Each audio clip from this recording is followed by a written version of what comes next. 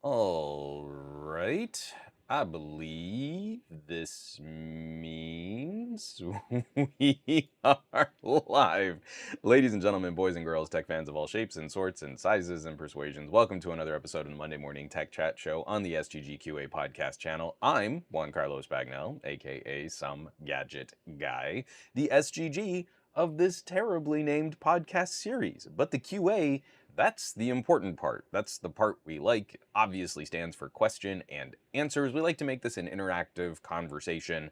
I like to kick my show off on a Monday. Not only have we had a couple days just to kind of process the news of the last week, but maybe something broke over the weekend. Maybe something is hitting us fresh Monday morning. We just like to get our tech week started right. Already seeing just an awesome list of names and faces here in the chat. West Easton saying Ted Cruz is AI. I think Texas is having a really difficult challenge right now, and dudes like Ted Cruz probably not making it any easier. We got Jimmy Fire Dragon. We got Swiper 1911. Swiper no swiping. We got Victor Angelo Castro. We've got Ron Guido, H2O Taku, Dr. Claw, TNC, Vazicos, Paul the T Guy, Jose Severino. Hey, it's been a while since I have pop up in here. Well, I'm glad that you could drop by. JGJ thinking about some Unihertz phones as a long-term experiment. We've got some fun conversations jumping in right now. Simon says no. Sean Colin Bagnell is your Irish name.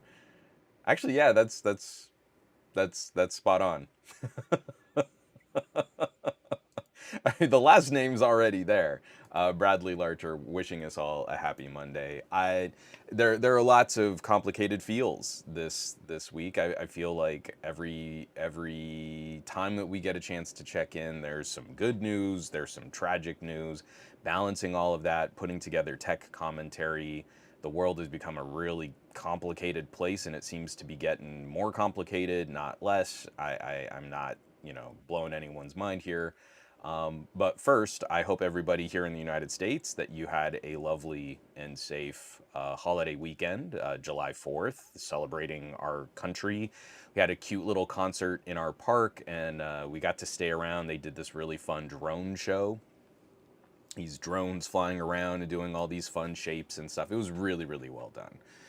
But in lieu of fireworks here immediately in our park, and also just something that I feel like, I mean, there were still definitely fireworks shows, but as opposed to some years past, and especially after what happened to us out here in January, I was really grateful that we didn't have a lot of people setting off backyard fireworks. Right, the hillsides are kind of dry right now. We're getting into the hot part of the summer months. We are properly into July, and I feel like Los Angelinos all collectively just went maybe a little less this year. Maybe a little less fire and explosion. We're good.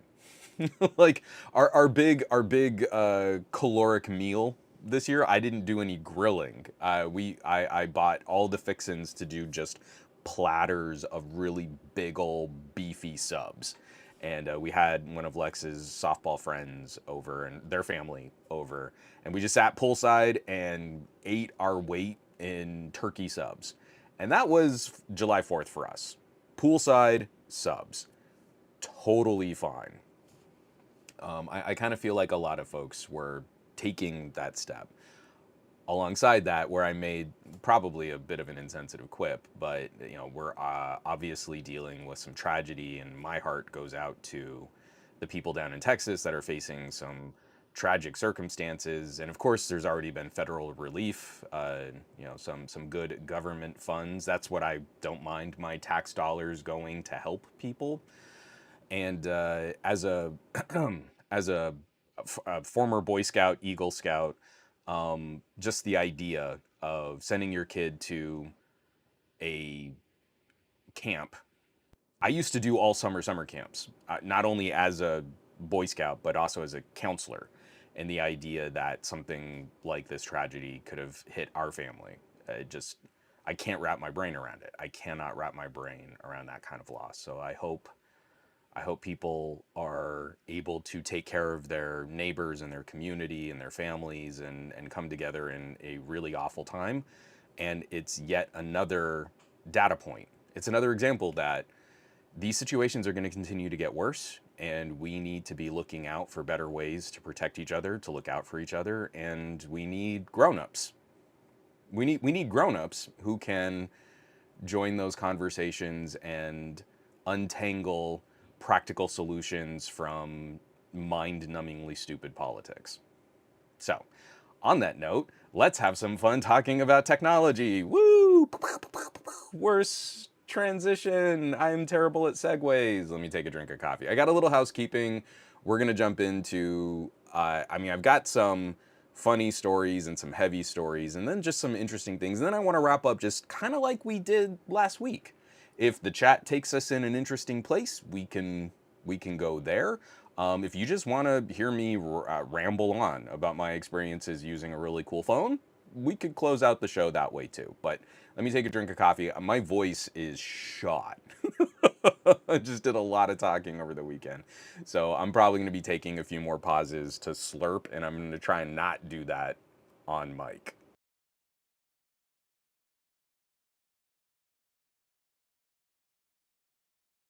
Oh man, Brian Glaze, with those food options, invite me over next time, Juan. I was so proud of myself too, because we were like, well, maybe we could go like from like a restaurant or something, or we could get like a deli platter.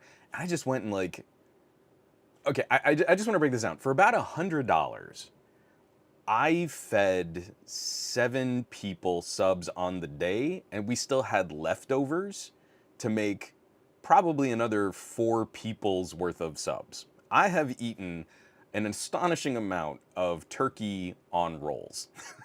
And I even went for the fancy stuff, like the really nice peppered turkey, the really nice smoked turkey. Like, I did it up big. I got this really fancy, like, avocado oil mayo, and I whipped up some basil, just a teeny little pinch of garlic powder, made a spiced garlic mayo to smear on that. Like, I did it up big. It wasn't just like, here are some cold cuts and go make a sandwich. Like, this was nice stuff.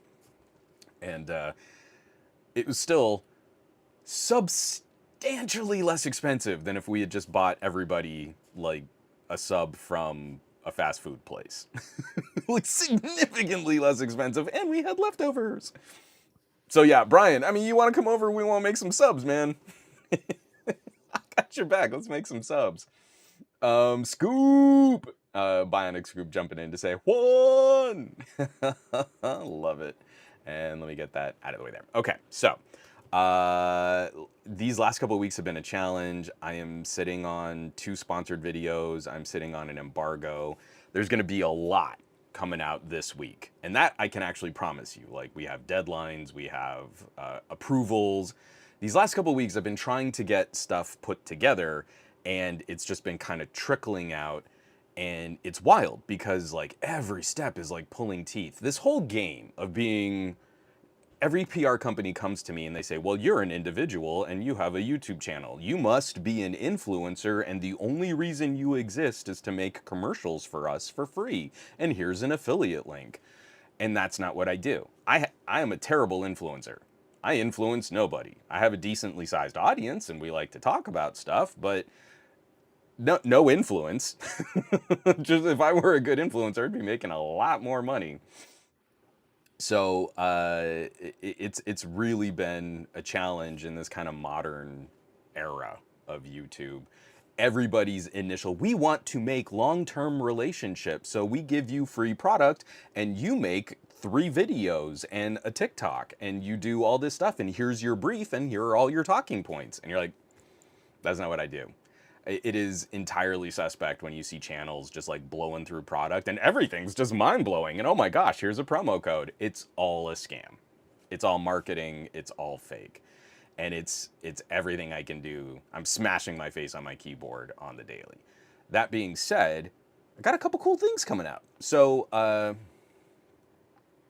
from Jay Jeter, one, are you still selling shirts? They're old. I haven't upped my merch designs at all. Like, I still have the old school Megapickle with the actual Android navigation buttons. So we've got stickers, mugs, I never did translate megapixel to a shirt, and I definitely should do that. But I do have like the old, oh, what was it? So, oh, I don't have the mug out anymore, but I have like the endangered species shirt and some stuff like that. But yeah, we still got some merch out there. I'm not good. See, that's what I mean. I'm not a good influencer. Bionic Scoop, Sean P would disagree as often as you dig in his pockets. I gotta say, Sean has been really good. Because I've been digging, I've not been coming up with a lot of cash though. I've gotta like start putting some more mini PCs and some other gadgets under his nose. See if I can get him moving on buying some more stuff. Uh, Colin Murphy. Colin, this is, I, I'm gonna not get emotional here. Colin, I know you're kind of a little in jest, but this is maybe the highest compliment you can pay my most recent coverage. Colin Murphy in the chat saying, "You've influenced me on things not to buy." I can't tell you how difficult this path has been. I am actively trying to insert into all of my tech commentary and tech reviews the ideas of, hey, if the thing you have is still working for you, run it till the wheels fall off. While at the same time saying, hey, there's this new thing, and I think it's pretty cool. And it is so difficult managing that juggling without turning every single video into and I fail on this a lot, but not turning every single video into some like nagging lecture on the state of the market right now. But it is so tough. Oh, Jay Jeter, I want the headphone endangered species. Let me double check. That should still be up on that stupid storefront. I have not updated anything at all. I haven't even really checked in on it. But if there's an issue there, I'll go dig in and try and figure it out. Wow, Wes. Something about the initials JC and suffering for others. Some sort of connection there. Well, wow. As a lapsed Catholic with lots of that lapsed Catholic guilt. Cool. Thanks, Wes.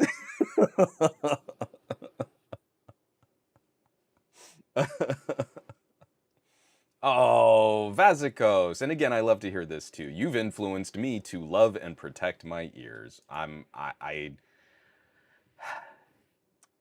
feeling some appreciation and I'm feeling some love this morning, so I appreciate all that. Speaking of loving and protecting your ears, I have kicked off proper coverage on the Sony WH-1000 XM6. So I can screen share here. Oh, would help if I actually had it framed. So I am not doing a kind of traditional review on the XM6. I've split up my conversation into 3 parts. And the first part is out publicly, just Sony WH-1000 XM6, how I made them sound better. And I'm putting big adjectives in front of the XM6. I can't say they're a great headphone because I don't believe we should be talking about all audio products as one-size-fits-all solutions.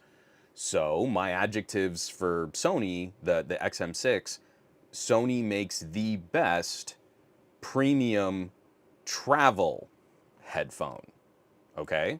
So if you don't need premium, but you need a good travel headphone, you might not want to shop the XM6. If you need a good premium audiophile headphone, you might not want to shop the XM6. This has just been kind of like, it's just like I have a difficulty with phones. In my head, phones get locked up because we kind of talk about all phones as being phones that do phone things, right? And I don't believe all phones are one thing. We've accepted this with desktops and laptops, and for some reason, reviewers refuse to treat phones the same way.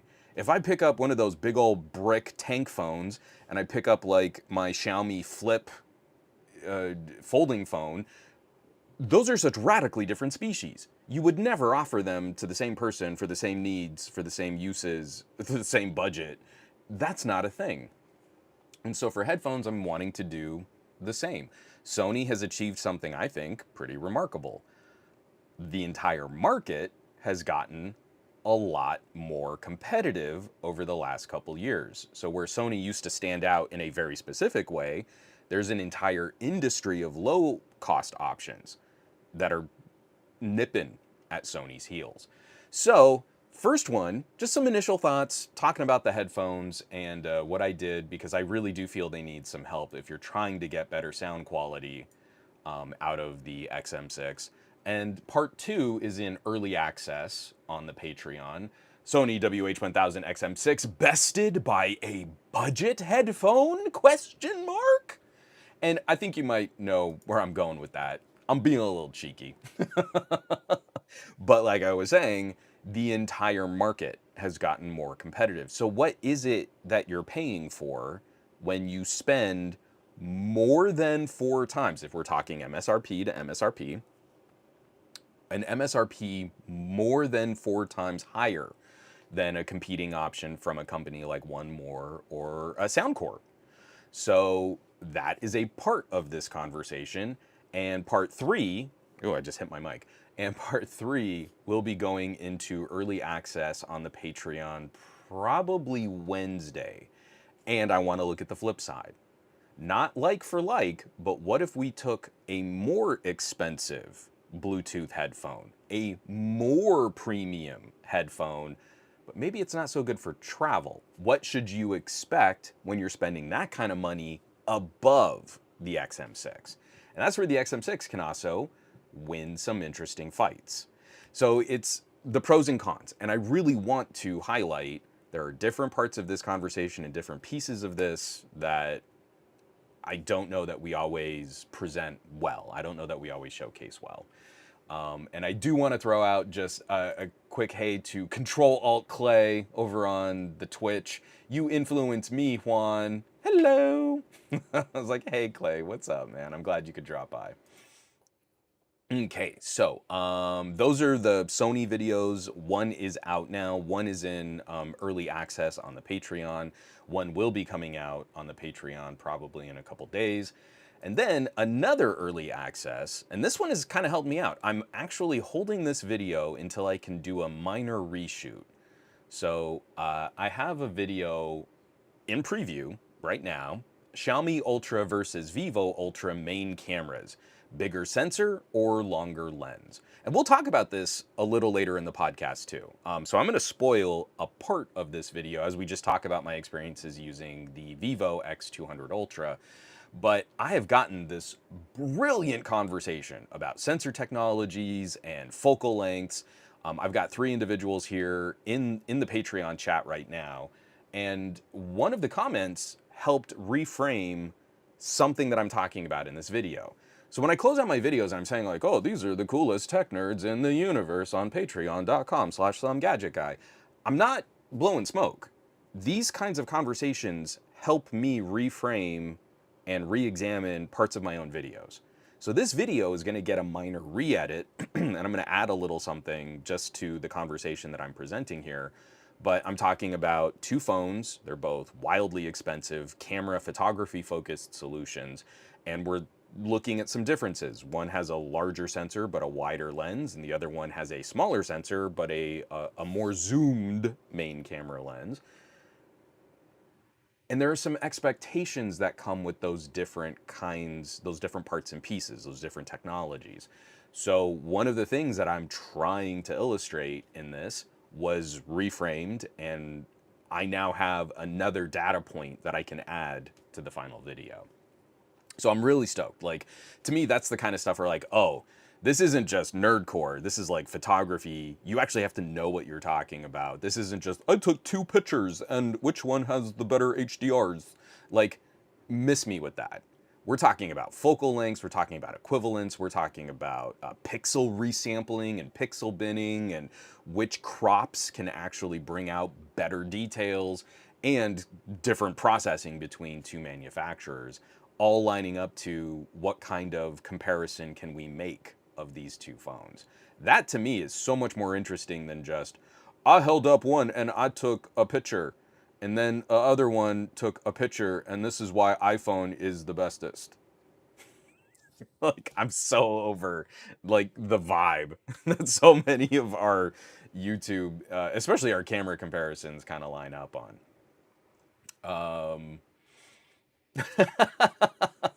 I just saw Brian.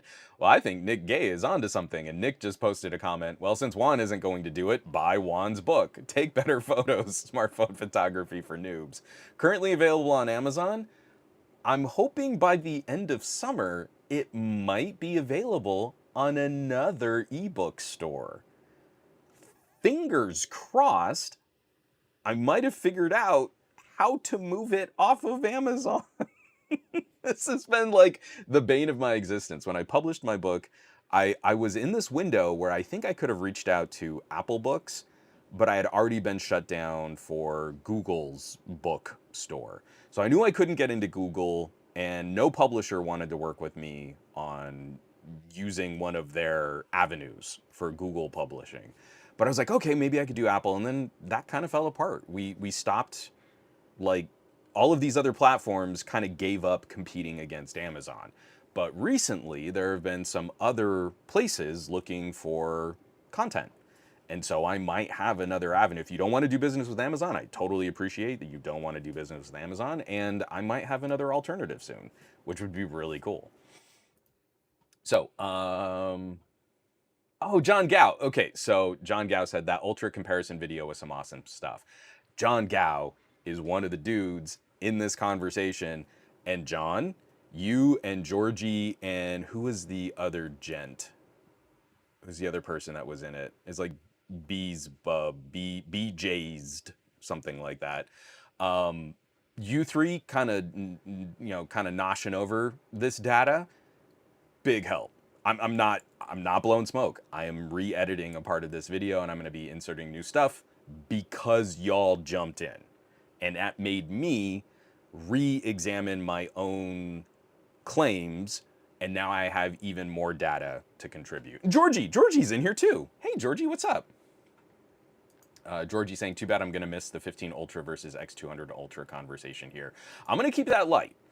I mean, I like to chat out some of my experiences, but what's really going to go into the main videos, I gotta hold on to that. Oh, Tanvir. Hey Juan, please say about Vivo X200 Pro camera is degrading day by day on Origin OS. Do you have any thoughts? I don't. Because I'm running Origin on the Ultra, but my Pro is on Fun Touch? Yeah, it's Fun Touch, isn't it? So I don't know what's going on. Oh, my Pro is not charged. I will charge that as the show progresses, but even those differences between the Chinese release and the international release, I have a nest of cables here. This is super gross. My Pro seems to be doing well. So unfortunately, I can't comment directly on what might be happening with the Chinese version of the X200 Pro. I'll have to take a look at that. So I hope it's nothing too serious, because Vivo and Xiaomi are my top picks. I don't know that anyone is really doing photography better than those two companies right now. Obviously, there are some great players, Oppo, Huawei, Honor, awesome companies doing some really interesting things with photography. But the more I kind of dig into which device properly replaces gear for my workflow, it's been Vivo and Xiaomi. Let me get this back here. Oh yeah, Georgie is saying it too. Yeah, there's this thing that Vivo downgrades the camera on older models, but mainly on zoom. You know what? I could go back and take another look, because I haven't updated my X100 Pro in a little bit. So I could take a look at that. We could take a look. From Etzel Calderon.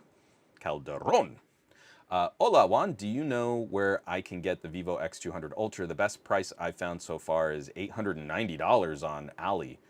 That's a good buy.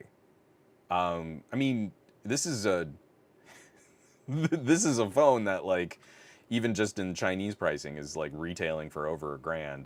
I don't know that you're gonna get many better prices on that. You could check out Wanda and you could check out GizTop. But Ali, if you, I mean, and you've got a legit seller there, 890 is pretty good for an ultra phone. This is a phone that is designed to outpace the $1,300 and $1,400 phones here in the United States. My radar, my threshold on value there, if you've got it for under $900, that's pretty good. Let me get that back. Goat V8, like a new form of planned obsolescence. And someone had already made the joke. Who was it? Was it Dr. Claw that we're here in the impoopification report? That's like, I need a new name for my podcast. So, lots of stuff. All of these videos going public. I've got the sponsored video that I'm going to be working with the company Jackery. I am so stoked to be partnering with Jackery on a video. I get to share some personal anecdotes just about some of the disaster prep that we've been doing, some of the concerns that we've got, like another summer of really hot, dry weather is coming before us, and we are anxiously looking at the spread of fires. We already have alerts going on, some pretty serious fires. Like there's one out near Santa Barbara. So we know we've got to be ready. It can't be, oh, well, maybe this year we'll be fine. There's no such thing as an end to fire season, just more or less severity in our neighborhood. So, everything that we're going to be talking about, all of the housekeeping, all of the links, all of the show notes will be available on this week's podcast post on somegadgetguy.com. And of course, we've got the audio replay that always lands a couple hours after the video has finished. You can catch the ad-free and interruption-free version of the podcast over on patreon.com/somegadgetguy, along with tiers for the Patreon where you can hit, you know, early access or get a few extra little perks. But if you want access to any of my videos, all of my videos are available at any level on the Patreon. I kind of feel like my value is really like, give me $1 every 6 months. Like if you care about my videos, chip in $1, chew through everything that I've produced, and then, you know, let it go for another couple months while I make more content. I don't feel I contribute directly like Netflix, you know, or like Disney Plus or Hulu or something like that. You should, I don't know. It's funny when I'm trying to like, well, what do I provide? Oh, okay. So let me get a drink of coffee. We're gonna chew up some news, and then I want to get these kinds of comments, these kinds of questions, and I also have a patron question too that I think would be kind of fun for this chat to mull over. I feel like we can just kind of mix it up. Let me just hydrate here real quick, as Jimmy would want me to do.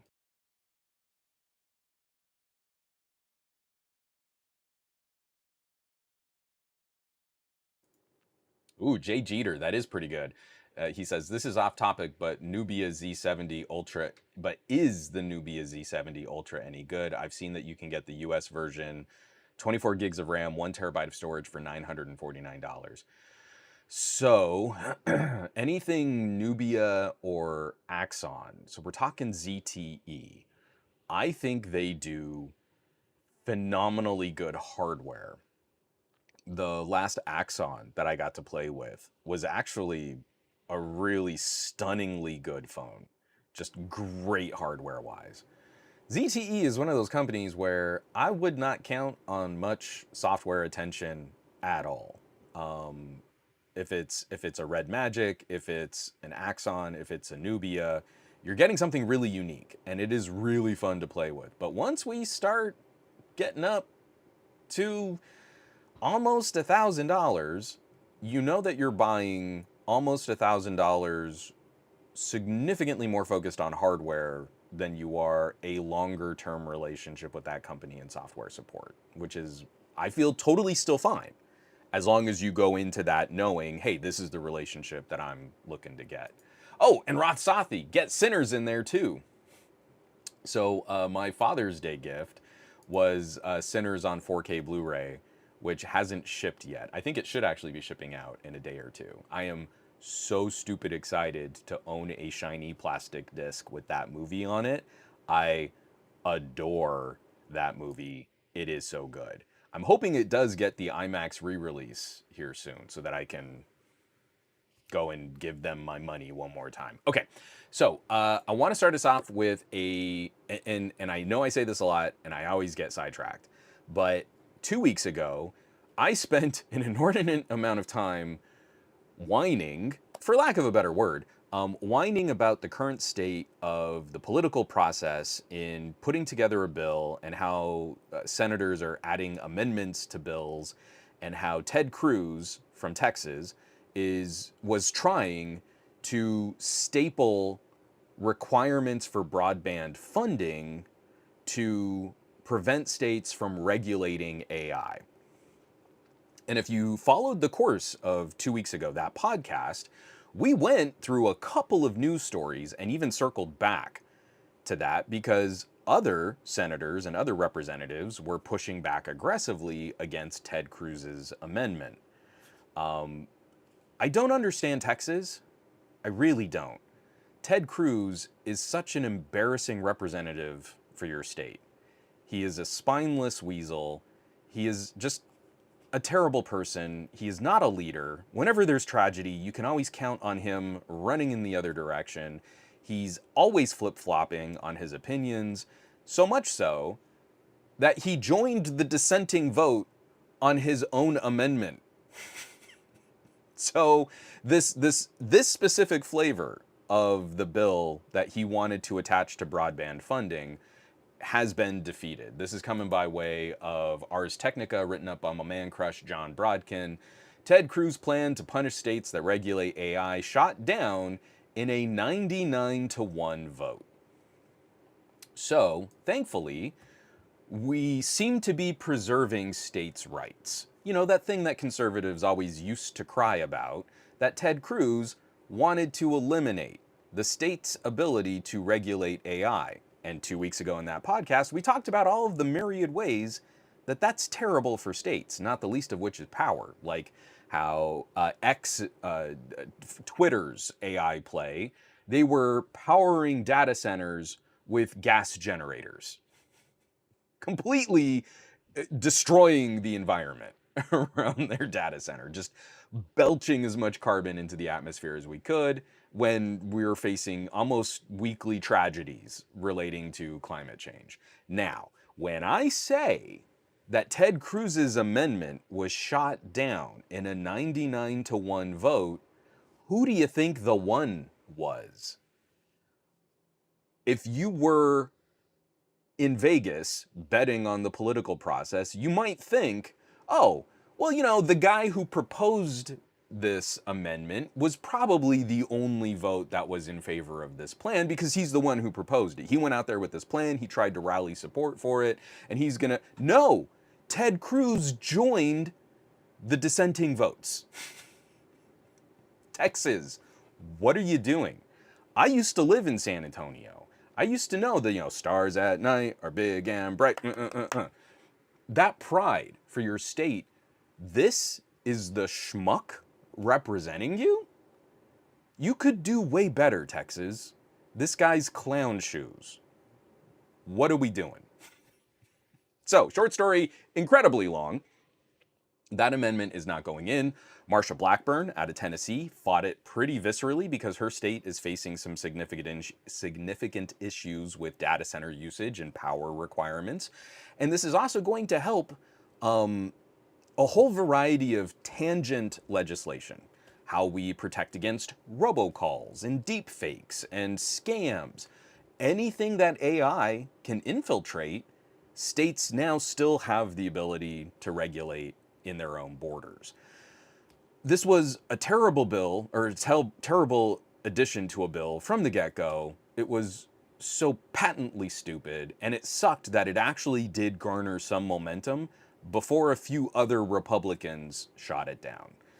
And that's where we can finally put a pin in this one. That is the completion of this saga, but we still need to be somewhat vigilant, as I feel in the eroding days of AI, we're going to see a ton of lobbying pressure from massive corporations put on our elected officials. I think the only way we win these fights is at the local level, from municipalities to cities to states. I don't feel our federal representation is adequate to the task of keeping our best interests at heart. This was a rare win that this one actually got shut down. I don't think we can count on the process. I think we need to be active at the community level.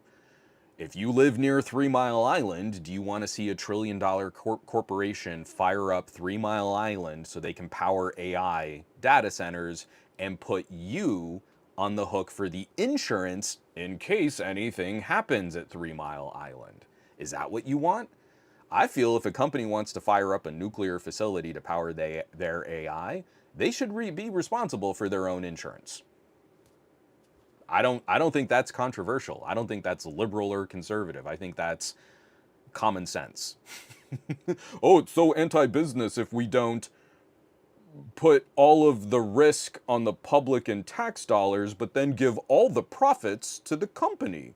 No, I don't think anyone rational or any reasonable adult is for that. So, good night, Ted Cruz. Your AI amendment was stupid. Moving right along. I can always see like the numbers have dipped on the viewership. I was like at 80. Now I'm not. The chat has gone silent. You know, it's we can keep saying, oh, you don't want to talk about politics in my tech, except for tech is politics. There's trillions of dollars and trillions of market cap, all related to what you do on your phone. So anything you do is political. Moving on. I don't think I'm blowing anyone's mind here.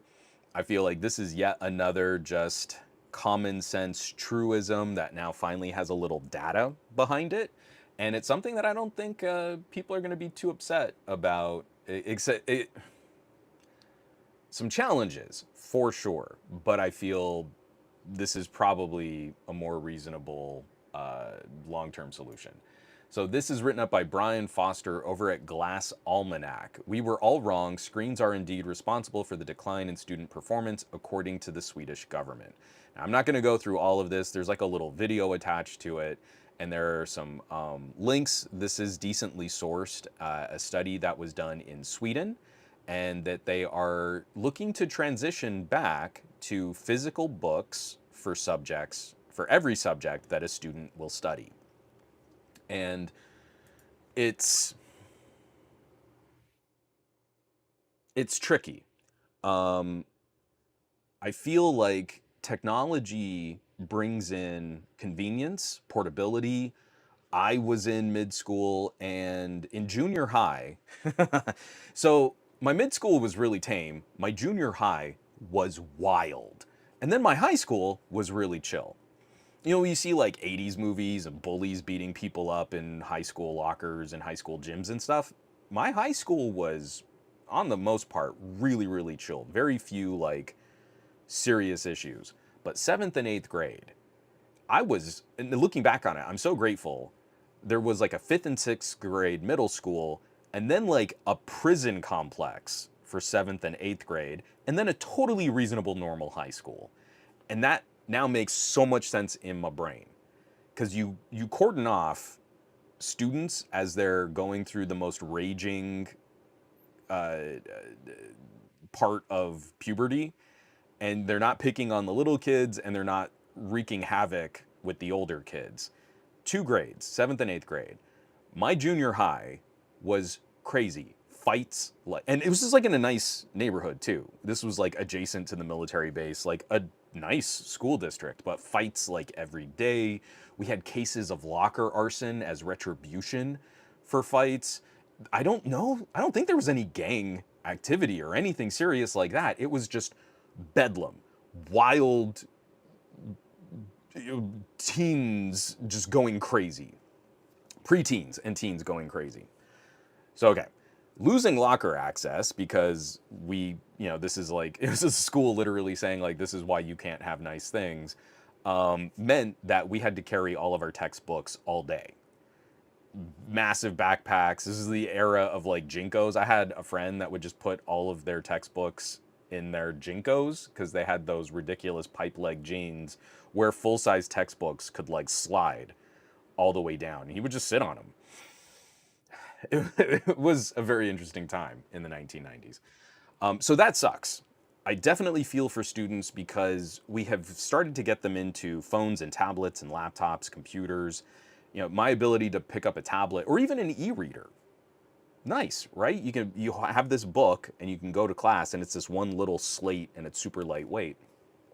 But there's a tactile and a physical aspect to this that Sweden is picking up on, but then also it's just helping to curb distractions. We are creating a distracted population where you are actively seeking out distractions. And this was a part of the conversation recently when I had to sit down with the analyst. There's the interview on somegadgetguide.com, also on my YouTube channel. I had an interview with an analyst looking at this trend for people picking up dumb phones again. And part of the problem, more of the problem, I should say, more of the problem is not my issue. My personal issue is I am inundated with notifications between social media and work and projects and my private projects and production. I am on call 24/7, 365, and I am getting alerts all day, all night, every day. I was fielding work emails the 4th of July, right? There's just no off switch. It's just a constant fountain of distraction. When we're looking at the trend for people picking up dumb phones, instead, it seems more people seek out distraction. I'm doing everything I can to minimize my distraction, but I've got to respond and reply and be a participant in a lot of these conversations. What seems to be hurting more people is just this feeling I've got to pick up my phone. Nothing's alerted me, nothing's distracted me, but something might be happening, so let me pick up my phone and just check. And then you lose 45 minutes scrolling through different apps, scrolling through videos, looking at messages, blah, blah, blah, blah, blah. And this seems to be one of the bigger impacts that Sweden has found on their students. This is this wonderful resource, incredible technology, and even at lower prices. Like what you can put into a student grade laptop is astounding today.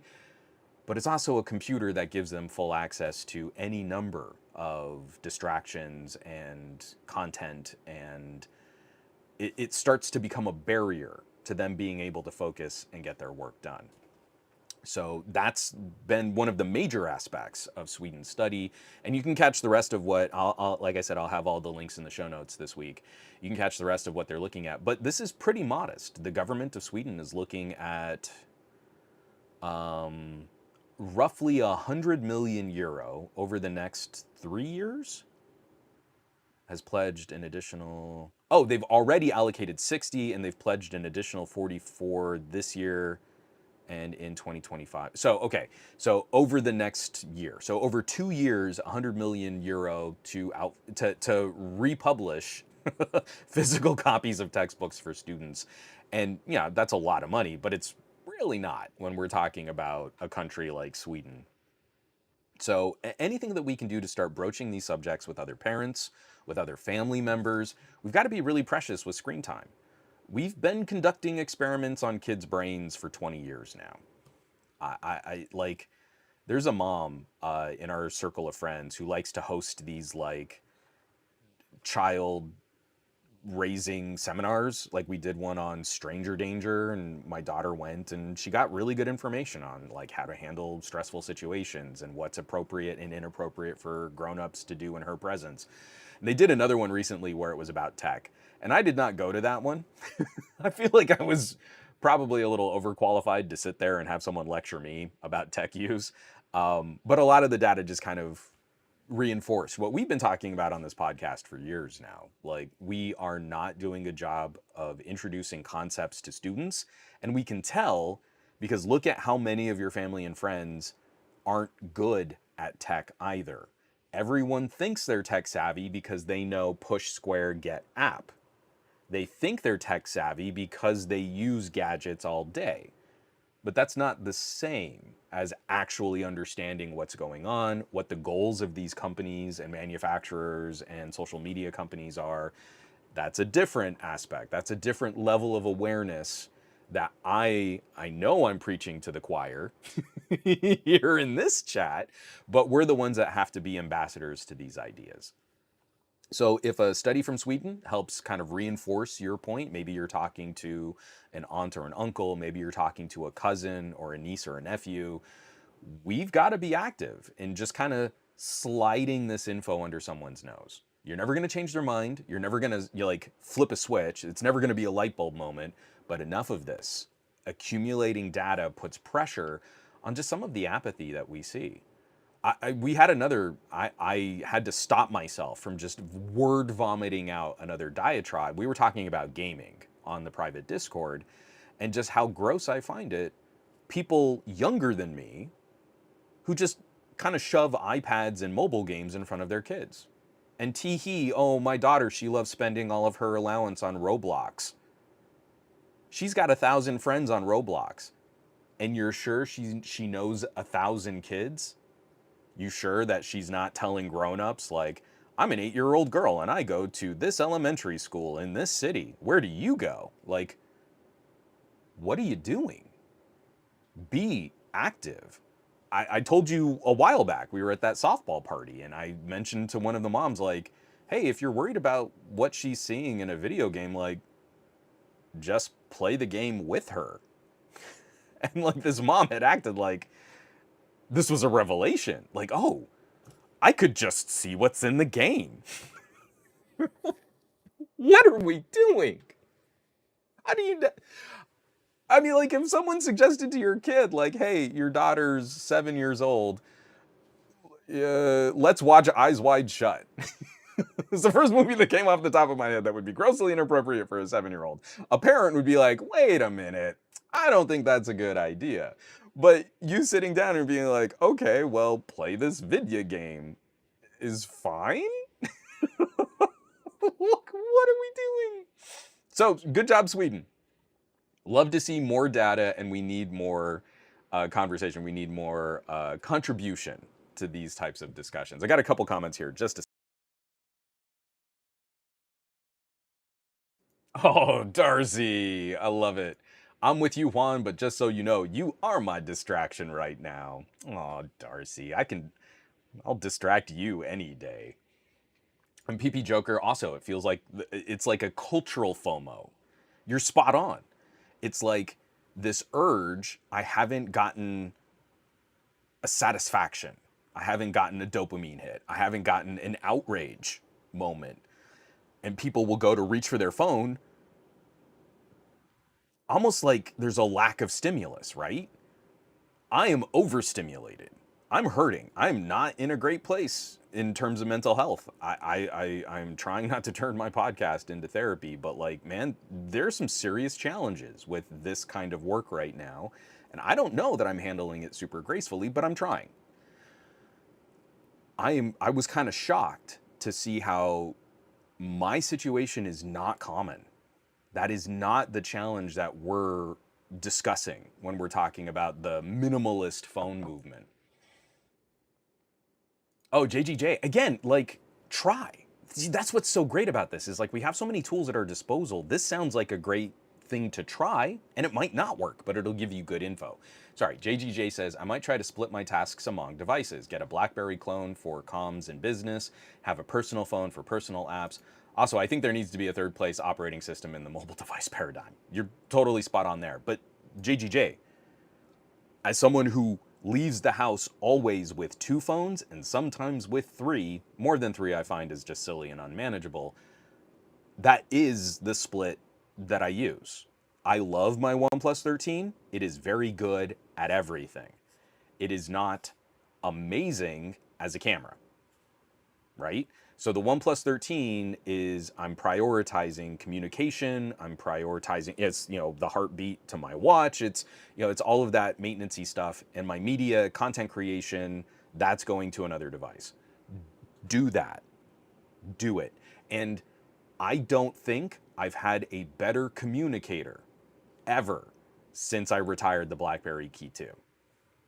If you want the best communication experience, something with a hardware keyboard is pretty clutch. Again, going unihertz, you know what you're getting into in terms of relationship and software and security, blah, blah, blah, blah, blah. Man, it is nice when you're focusing on a slightly longer email or a slightly longer reply and you're tacking that out on little tactile keys. We lost something critical. There is a niche. It's not broad.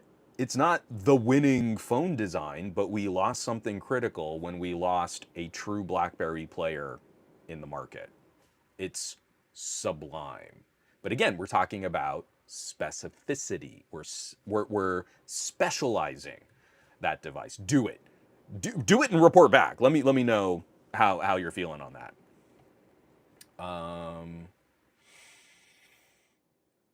Let's see.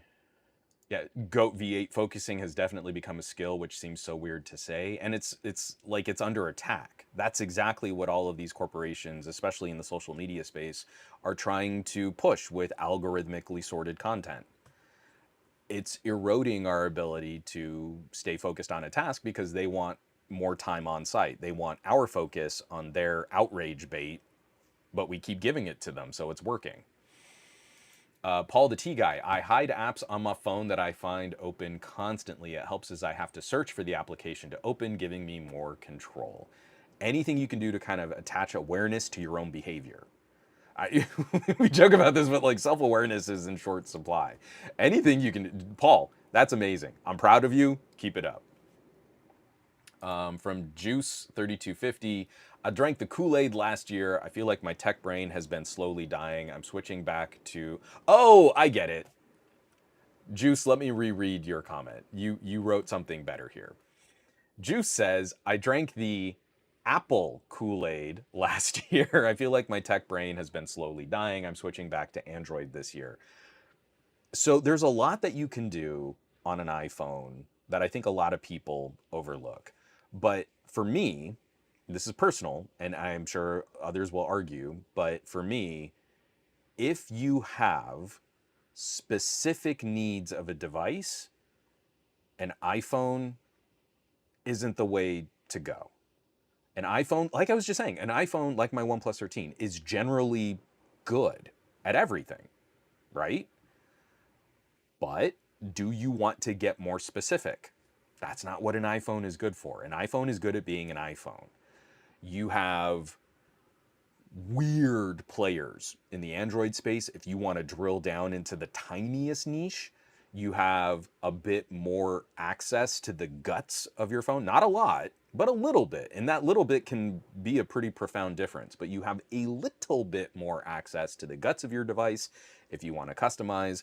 And then you can do some other things too. There are still devices out there that are decently easy enough to crack, to ROM, to skin, to make a bespoke experience exactly what you want / need. So that's why I still tend to lean towards Android, even though I've not been particularly thrilled with the direction that most of the major manufacturers have been going. Jay Jeter, I don't even see kids playing outside like we used to, especially younger. It's really heartwarming. There's this one driveway, because all of our condos are in these like horseshoe-shaped cul-de-sac parking lots. And there's one parking lot where all the slightly older, like mid-school kids hang out. And it's like, okay, when Lex gets a little bit older and I can trust her just a bit more to kind of handle herself, I'm happy to see neighborhood kids play safely. But it's not like when I was a kid. And they'd be like, okay, well, I guess you'll be fine. I'll see you at sundown. That's when dinner is. Bye. Pup on Tech saying, I so relate to this current conversation. My mental health has been spiraling. And I'm telling y'all, I feel it's by design. We know Facebook did the study, did the experimenting on their own users. You will spend more time on social media if you're angry and afraid and raging and reacting when you're at your worst. That's when they know they've got you. If they gave you good news and kept you in touch with your bestest friends and really facilitated those relationships, you would be happy, you would be content, and you would not spend as much time on Facebook or Threads or Instagram. It's by design. And every other social media company that has algorithmically sorted timelines has basically just fallen into the same pattern as Facebook. I we can keep pointing it out, but it doesn't seem to get much traction. I mean, outside of our little community of nerds, you know. Georgie, I basically use do not disturb mode. Most phones have the option, do not even show you that you have the notification in this mode until I decide I can have some social media platforms time. With some settings, the most important things to bypass the DND.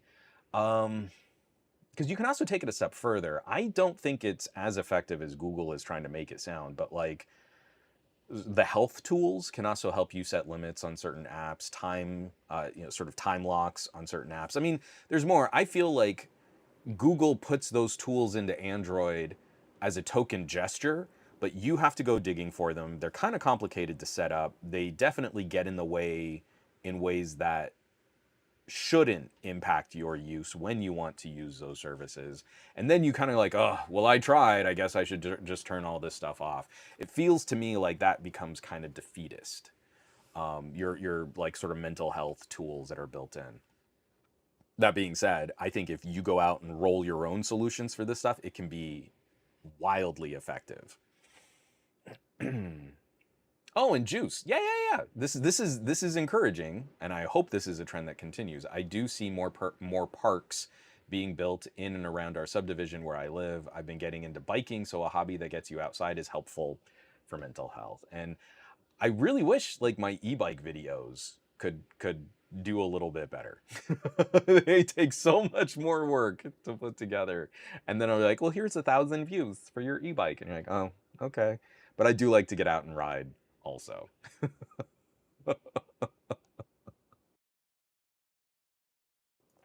And Brian Glaze, and I just want to point this out as the father of a precocious 9-year-old. Brian says, on the note of kids not being outside, that's one of my frustrations as a parent. Parents don't let their kids play outside anymore. There's also a general fear of all of the other people in a community who will narc on you. You know, we see those jokes about free range kids. My daughter lives a mile away from her school and through a decently safe neighborhood that would be easy for her to walk on her own. And if anyone in our neighborhood saw an 8-year-old walking through a safe suburban neighborhood by herself, we'd probably get the cops called on us. It's a suburb, and it's got kind of that small town busybody vibe to it. There have been recent cases of like another parent just got cited by police because they let their kids go unattended somewhere. There's the fear, right, that someone's just going to narc on you. So it's I wish I was more comfortable letting my daughter out to just kind of go be on her own for a bit. It's a small part that I'm concerned about her maturity, and she hasn't had a lot of solo time. The pandemic also screwed up all of our kids in terms of development and timeline. But also, it's just a part of, do I trust all my neighbors to just see a kid and be like, hey, cool, a kid's out playing by themselves? Most of our neighbors, yeah. A few of our neighbors, no. And that kind of kills me. Now, I'm also coming from the perspective, like when I was a kid, yeah, we would go outside, ride bikes and stuff like that. But for a lot of my childhood, I was also on military bases. So I think my parents also had a little bit more trust that like I could only get so far until I ran into a fence where guys with machine guns were standing at the entrance. You know, like, okay, he can get into some shenanigans, but can't go too far.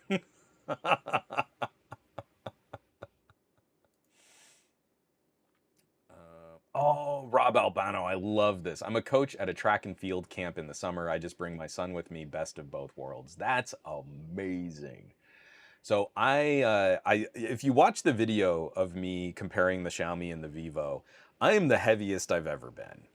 I am not comfortable with my body shape right now, but since last fall, I've been dealing with injury after injury after injury, had that medical procedure a couple weeks ago. Like, I have got to get back on track, a good physical fitness routine. And one of the things that I'm threatening my daughter with is I used to be a traveling and competitive stepper, like stomp the yard style. And I'm getting myself back into choreography shape. And I might talk to my daughter's dance studio about, hey, for some of the more advanced students, if you'd like to do a body percussive workshop, I'd be happy to volunteer. Like, I know budgets are really tight and the studio needs, like, and maybe we work out like something for my daughter's lessons or something like that, but I just think it'd be fun. And she's been watching me like just go back to basics. Like, I've just been breaking down like every beat by beat, working on my balance, working on my strength, stuff like that. And I think she's getting a little anxious, like, oh no, dad's gonna make me step. So I will report back. We might, I don't know, maybe my daughter, her first forays into social media will be like TikToking with me or something like that. It would be so terrible. Some gadget guy on YouTube talking about phones and gadgets, on LinkedIn talking about tech and politics, and then on TikTok it's like, get on up and get down. Let me see you step in RC style.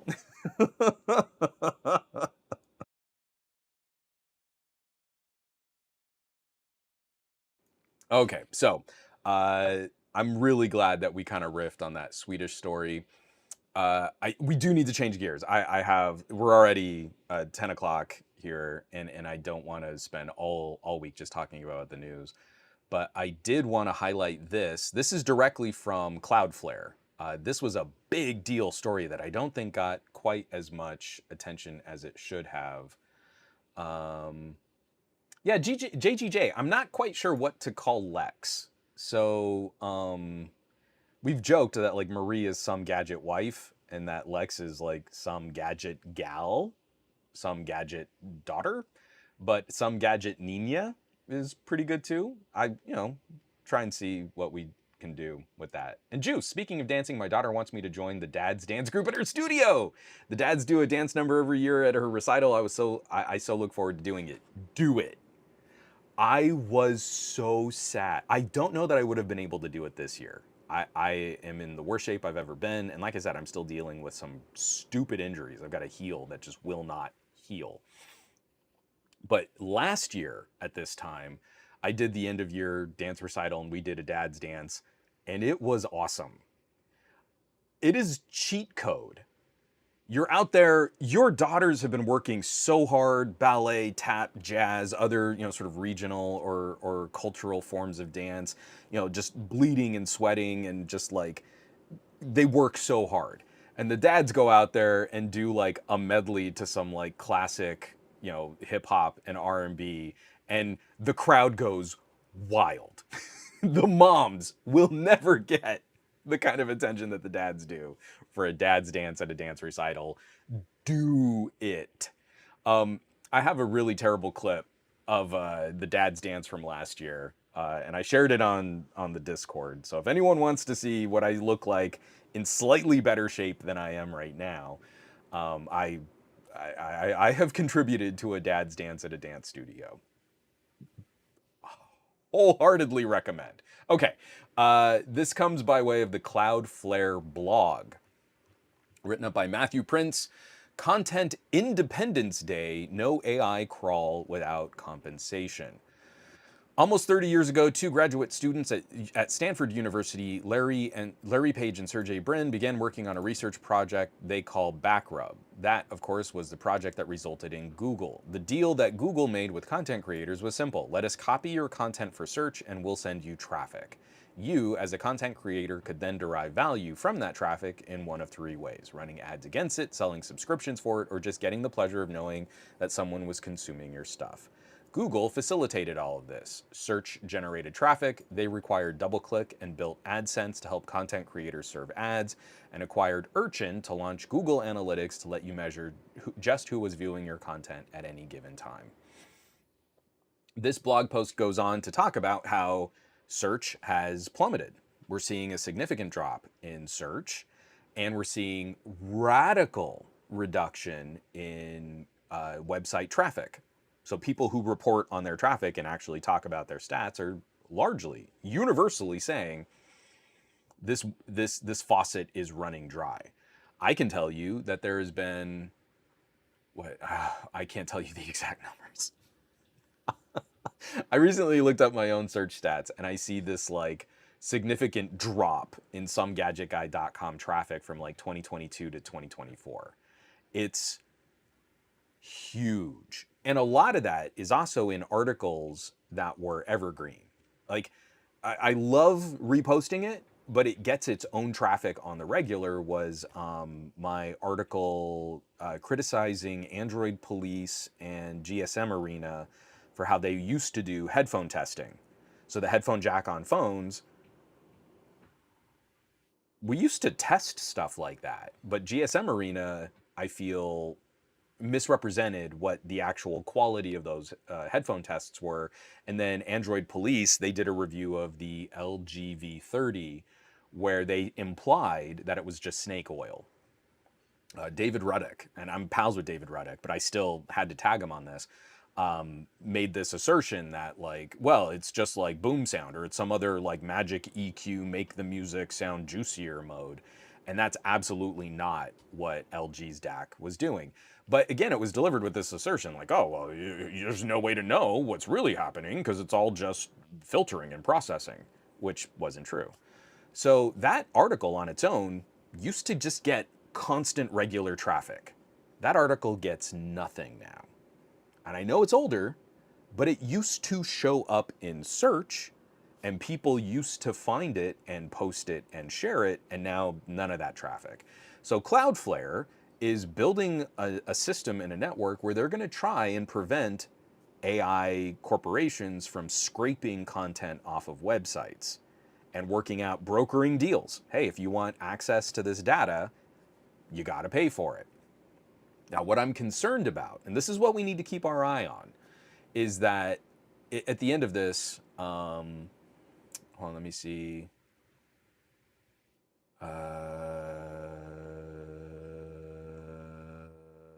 There we go. Okay, let me read directly because I don't want to misquote this. Okay, here's a screen share. But that's just the beginning. Next, we'll work on a marketplace where content creators and AI companies, large and small, can come together. Traffic was always a poor proxy for value. We think we can do better. Let me explain. Imagine an AI engine like a block of Swiss cheese. New, original content that fills one of the holes in the AI engine's block of cheese is more valuable than repetitive, low-value content that unfortunately dominates much of the web today. We believe that if we can begin to score and value content not on how much traffic it generates, but on how much it furthers knowledge, measured by how much it fills the current holes in AI engine Swiss cheese, we will not only help AI engines get better faster, but also potentially facilitate a new golden age of high-value content creation.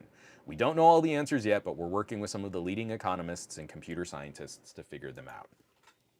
On the surface, I agree. As someone who I feel I put out decently moderate value content, I believe it is more valuable than the amount of traffic I get from Google these days. But it does make me anxious when one of the backbone facilitators of web traffic is saying, we'll be the ones who analyze your stuff and tell you how valuable it might be.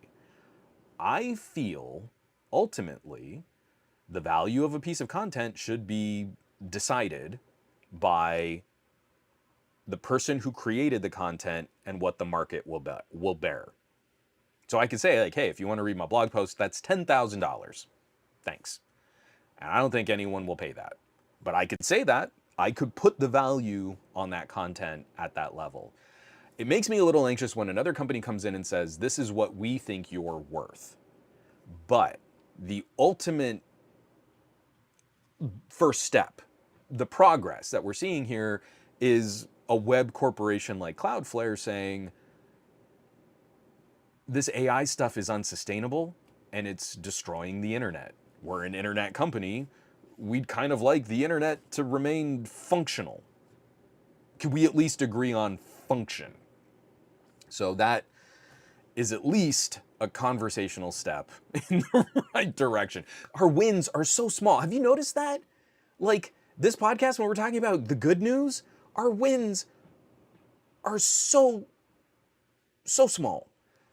But that's what we need to keep building some progress and making some effective change.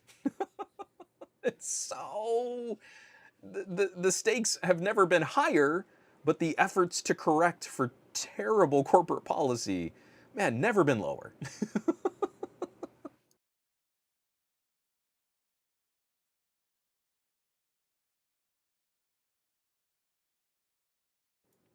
Okay.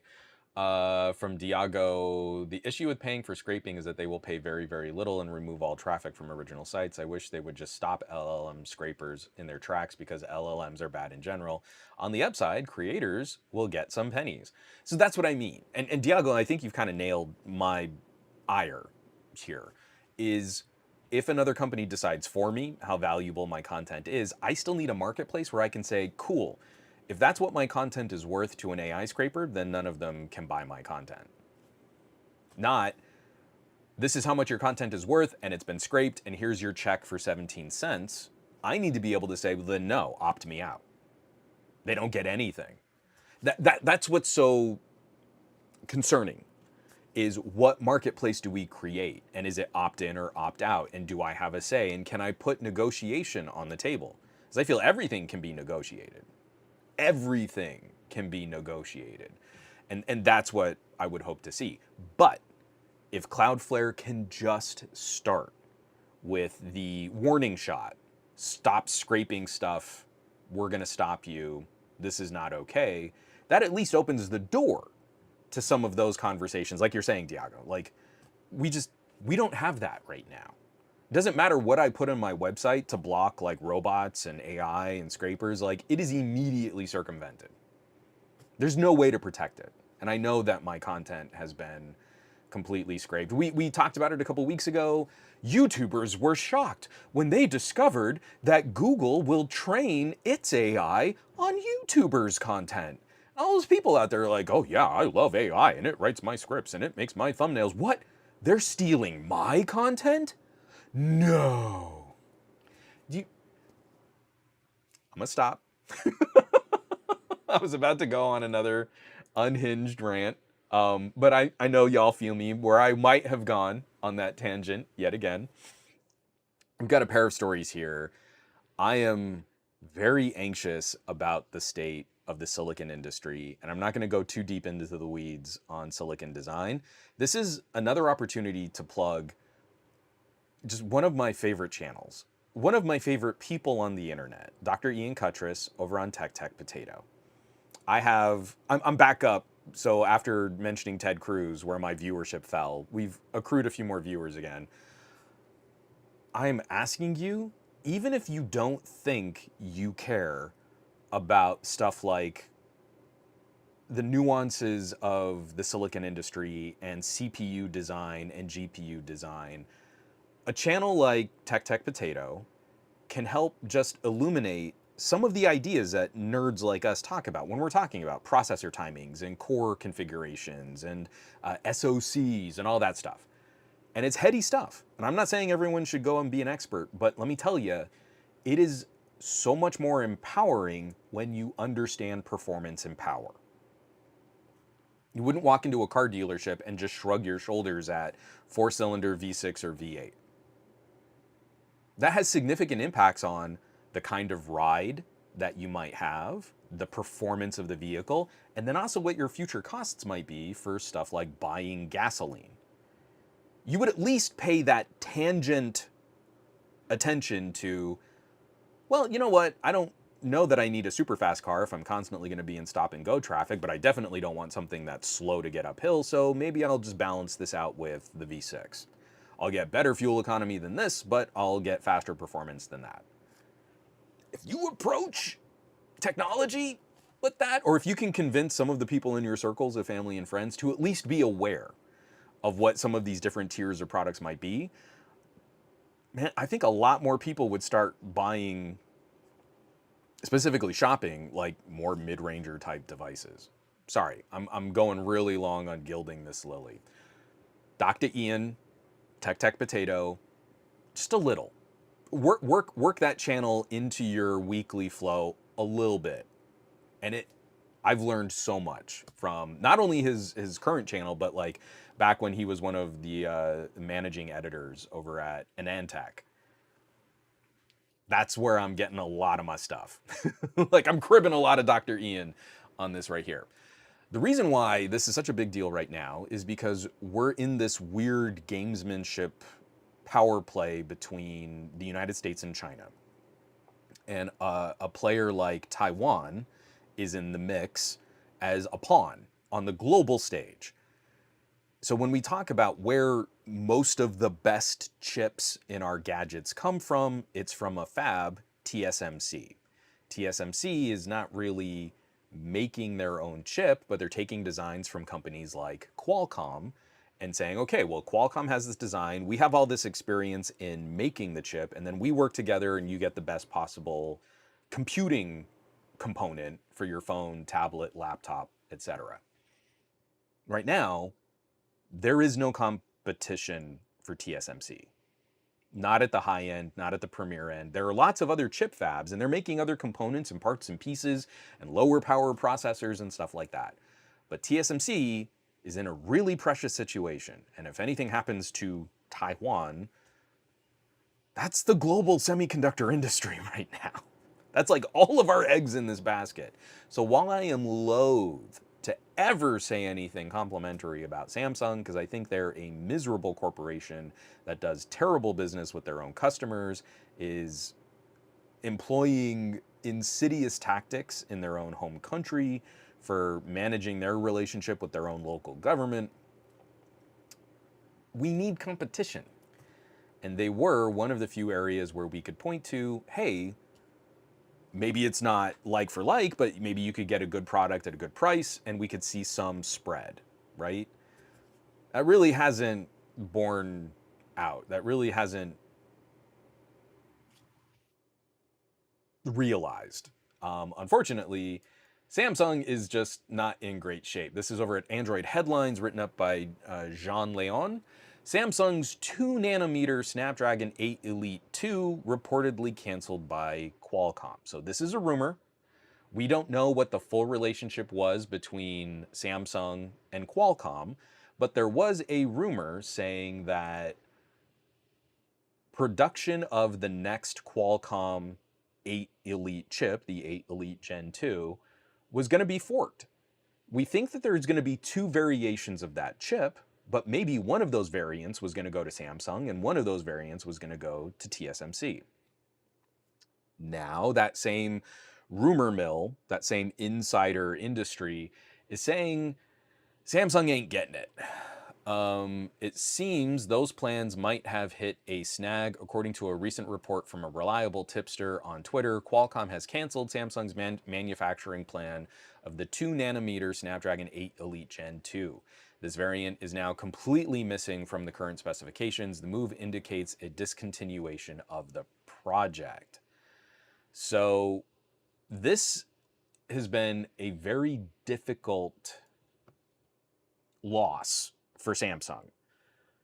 Samsung has their own chip fab, and they worked with Qualcomm on the Snapdragon 888 and the Snapdragon 8 Gen 1. Two of the worst performance per watt chips we've seen since the Snapdragon 810. These are chips that perform so poorly that they hurt the competition for Android products. For the Snapdragon 810, I don't think Samsung fabbed that, but for the Snapdragon 810, it was a problem where the phone would literally run so hot it could melt solder, and boot loop devices like the Huawei-made Nexus and the LG G4, especially the LG Flex 2, those phones performed so poorly because of how hot this chip ran. Samsung had 2 generations of Qualcomm chips produced through their fab and their foundry, and those phones have not aged well. They haven't, thankfully, I haven't seen any consistent report of the phones performing so terribly that they overheat and components fail, but it's still, you're degrading the battery, you're not running efficiently, they're running super, super hot. And every single time, like I've got a friend from high school, her name's Holly, and she's looking to replace her phone, and she has a Galaxy S22. I can't wait to hear what her experiences are. Her phone does not last a day. The battery doesn't really hold a charge. It takes forever to charge. The performance is terrible because her battery has degraded so much. Anything she gets, even if she gets another Samsung, which I'm going to try and talk her out of, anything she gets is going to be a market improvement, is going to be an immediate, tangible, oh my God, my phone can last all day and it charges so much faster and it doesn't get stupid hot in my pocket doing nothing. When a non-techie tells you that, that's real bad. The phone gets stupid hot in my pocket when I'm not using it. That's what they think.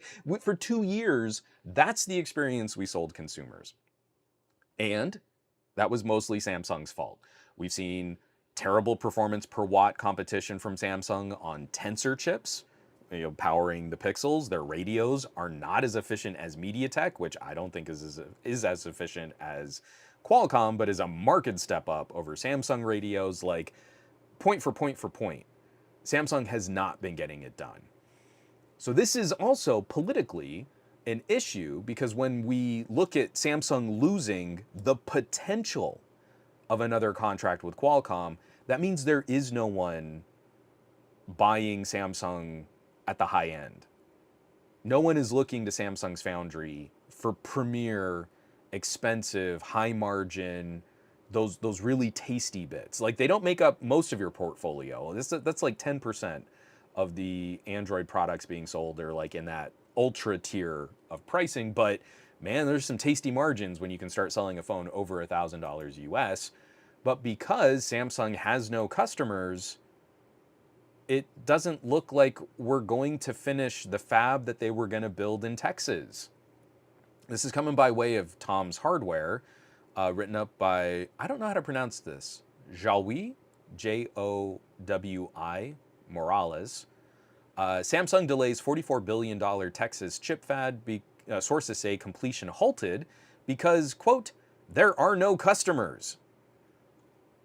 So Samsung has been pouring money into their silicon business.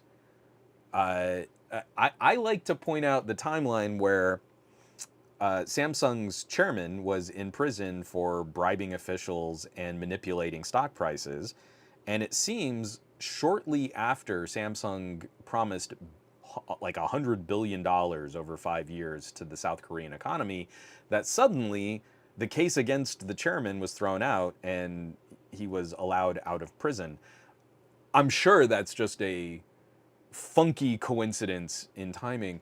But Samsung has been dedicating tens and tens and tens of billions of dollars internationally to these types of projects to try and improve their competitive stance against TSMC. But if they can't sell any chips, they're not going to finish building a fab here in Texas. The chip maker started construction on the Taylor fab in 2022 with an initial investment of $17 billion. By 2024, the company decided to increase this to $44 billion with the addition of another advanced fab and expanded R&D operations. The move is supported by a $6.6 billion CHIPS Act subsidy, which was finalized in December last year despite multiple delays and setbacks. Samsung C&T, the primary contractor for the Taylor fab, states that construction on the site is progressing Documents from the company show that the site is almost 92% complete as of March 2024. Work on the site was originally scheduled to finish the following month, but regulatory filings indicate that this was moved to October. So, since no one is buying their 2 nanometer chips, Samsung is sitting on unused foundry capacity. You can't keep billion-dollar facilities on hold, hoping that someone might opt to use your fab instead of TSMC. Like, you're operating this at substantial losses and then just hoping that a customer might say, well, it's going to take too long if we use TSMC, or they're too expensive because they're so in demand. Maybe we can get by with Samsung. That's not going to get bills paid. That's not going to get this done. It's pretty brutal.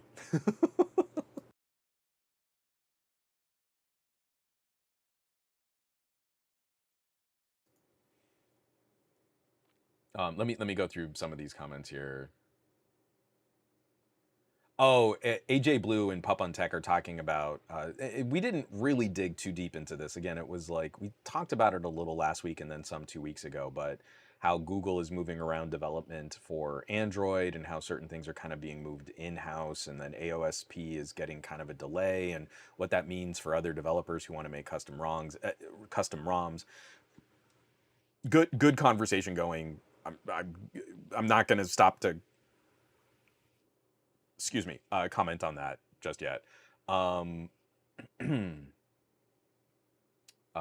Umar Aslam, I remember TSMC Samsung Snapdragon split for the 8 Elite 8 Gen 3. Is Samsung fabbing an 8 Gen 3? I'm pretty sure that was still TSMC. So I know they went back to TSMC for the 8 Plus Gen 1 and the 8 Gen 2. I could have sworn they were still fabbing for the 8 Gen 3 and the 8 Elite. But also, I wouldn't be surprised if maybe there was some Samsung activity on maybe some of the S's, like the 7S Gen and the 8S Gen. But that's all like getting super confusing on what's going on. From Pup on Tech, my favorite chips for the winter free hand warmer. From Rob Albano, I actually liked the 888, but the 8 Gen 1 was horribly bad. 4K 120 for like 5 seconds outdoors. So the 888 was concerning. So this is like, again, it's like when we only look at Geekbench scores, it's difficult to get a handle on what's really happening. The 865, one of the best chips of all time. The performance on the 865 was phenomenal. It was a generation that properly pushed us into laptop grade computing in a mobile power envelope. But really, the win that I was not expecting because of what they did with the modem configuration on the 865, this is back in 2020, that chip was so consistent. You could run it hard for long periods of time, and it throttled a lot less.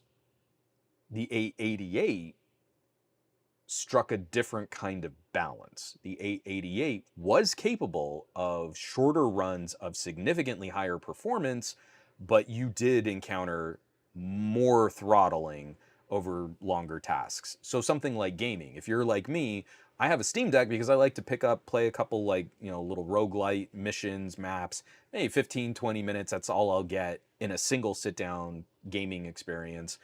888 would be a champ. But if you wanted to sit and play for a slightly longer stretch, 865 would eventually pace it and then beat it in terms of longer performance, more consistent performance. But like you're saying, Rob, the 8 Gen 1 was just awful. That chip, sure, it could peak more powerful, but depending on the phone design and the cooling for that phone, it could be minutes before that device would throttle below the consistent performance of a device like running an 865. 2 generations old. You could see that level of degradation in performance. So, yeah. It's pretty rough. And Diago, yeah, on the Snapdragon 810, Samsung did not buy it and relied only on their Exynos that year. No idea who fabbed it though. So I don't think Samsung fabbed the 810. I think the 810 is just a failure on Qualcomm's design. It might have, I'm pretty sure it was TSMC, but I'm totally wrong. I might be totally wrong there. Vazikos, maybe a Nothing Phone 3 for Holly. I mean, with good, proper United States support, actually, you know what? I need to ask Holly what carrier she's on, because that's going to make up the difference more than anything else. But I think I might push Holly towards a OnePlus. Like Holly, she has an S22, not like an S22 Plus or an S22 Ultra. You know what? I've got to ask her what size phone, because like a OnePlus 13R might be too big. We'll see. But yeah, I should chat. We should see what Holly's running. We can make like a whole like podcast thing out of it. Ron Guido, maybe Ted Cruz can fix it. Ted Cruz, get in there, save that Texas foundry. You know, as you represent the great people of the state of Texas, you know, those upstanding, bootstrapping, rugged individuals. I can't even use such a schmuck. Okay, sorry. Yeah, it's pretty great. Oh, Rob Albano, this is one of the worst. The Snapdragon 8 Gen 1 gave me PTSD to frying eggs on my BlackBerry Priv. Man, I loved that hardware and it needed a better chip. If we had gotten the Priv with the Snapdragon 820, would have been a completely different story. The Priv was one of the scary ones. So like, I think my Priv still works, but the Priv ran so hot, you could not charge it and text on it at the same time. I'm not saying like, oh, you know, you plug in your phone and you play games and oh, maybe the phone's getting really hot. Just plugging it in, the phone would run so hot that you could not do something basic. So if I had it open, which should have helped its cooling, but if I had it open and I was trying to just message, I would consume more battery, even though it was plugged in. The battery would still drop. The only way I could get my Priv to charge is if I plugged it in, turned the screen off, and didn't touch it until it was done charging. Second the screen was on, it would charge so slow that it would use more power than it was charging the battery. It was shocking. It was real scary. Yeah, Jaime333, I'm replacing my Pixel 6a, and I'm sorry to hear that. I hope everything's going well with Pixel 6a shenanigans. Trying to find a decent flagship level phone that isn't giant is tough, is so tough. I mean, it's like, what are our options? A Pixel number, Galaxy S, normal version. I mean, a Xiaomi, like a Xiaomi 14. That's a reasonably sized phone. It's not a giant phone. I just got the new Vivo. The FE is a little bit smaller than most premium level phones. Dimensity 9300 plus, that's a really good chip. There's not a lot out there. I mean, a really good, covering all the bases, premium tier device, great cameras, good battery life, fast charging, all that stuff. You're not wrong, man. It's getting a little leaner out there. Let's wrap up. I've got 2 more news stories. I don't know how much. Yeah, you know what? Let's cover them. I know we're getting into the last half hour here, and I really wanted to kind of spend some more time. Our podcast always goes long anyway. Over on Windows Central, just something to kind of, I don't know, it's just a data point. But this was written up over at Windows Central by Zach Bowden. Windows 11 overtakes Windows 10 to become the most used desktop OS 4 years after its controversial debut. So as of today, StatCounter reports that Windows 11 now has 50.88% of the Windows market, with Windows 10 dropping to 46.2. So um, I'm going to use this as a transition. Uh, I think we can point to the strategies of our biggest trillion-dollar corporations not being great. Like, I'm not trying to make this a pick sides, defend Microsoft against Apple or defend Google against Amazon or anything like that. I feel in general, those of us in the chat can look at these trillion-dollar market cap corporations. I think it's fair to say that there's some anxiety there. Maybe we feel like they aren't doing business in the most sustainable ways, that maybe they're not really looking after the best interests of all of their customers, and that we're not getting the best products that these companies are capable of putting out. It was kind of funny that recently Microsoft was publishing like, oh, over 1 billion Windows machines in operation. And someone casually linked that to some of their previous statements where they used to say over 1.4 billion Windows machines in operation. Sort of joking, I guess Microsoft has lost 400 million users over the launch of Windows 11. But more than that, it's just a constant drumbeat. It's just a constant sword of Damocles, this deadline. In October, your Windows 10 machine is going to fall out of support, and I'm so tired of like the online ads. It's time to get yourself a Windows 11 machine, and Windows 11 machines are up to 3 times faster, and don't you want Copilot and all of the AIs? And that has not motivated any consumer traction. Like seeing Windows, it took Windows 11 4 years to finally pace Windows 10, should be real concerning to the folks over at Microsoft. And I would be seriously looking at my relationship with end users and corporate customers to say what's going on and how do we keep them on subscription models and how do we keep them using our products. And instead, I'm seeing them ratchet up prices, shove Copilot into Microsoft 365 subscriptions and changing my subscription. They put me on a more expensive subscription without my permission. I don't see how anyone can look at that business practice and think, yeah, our customers are going to be real happy about that.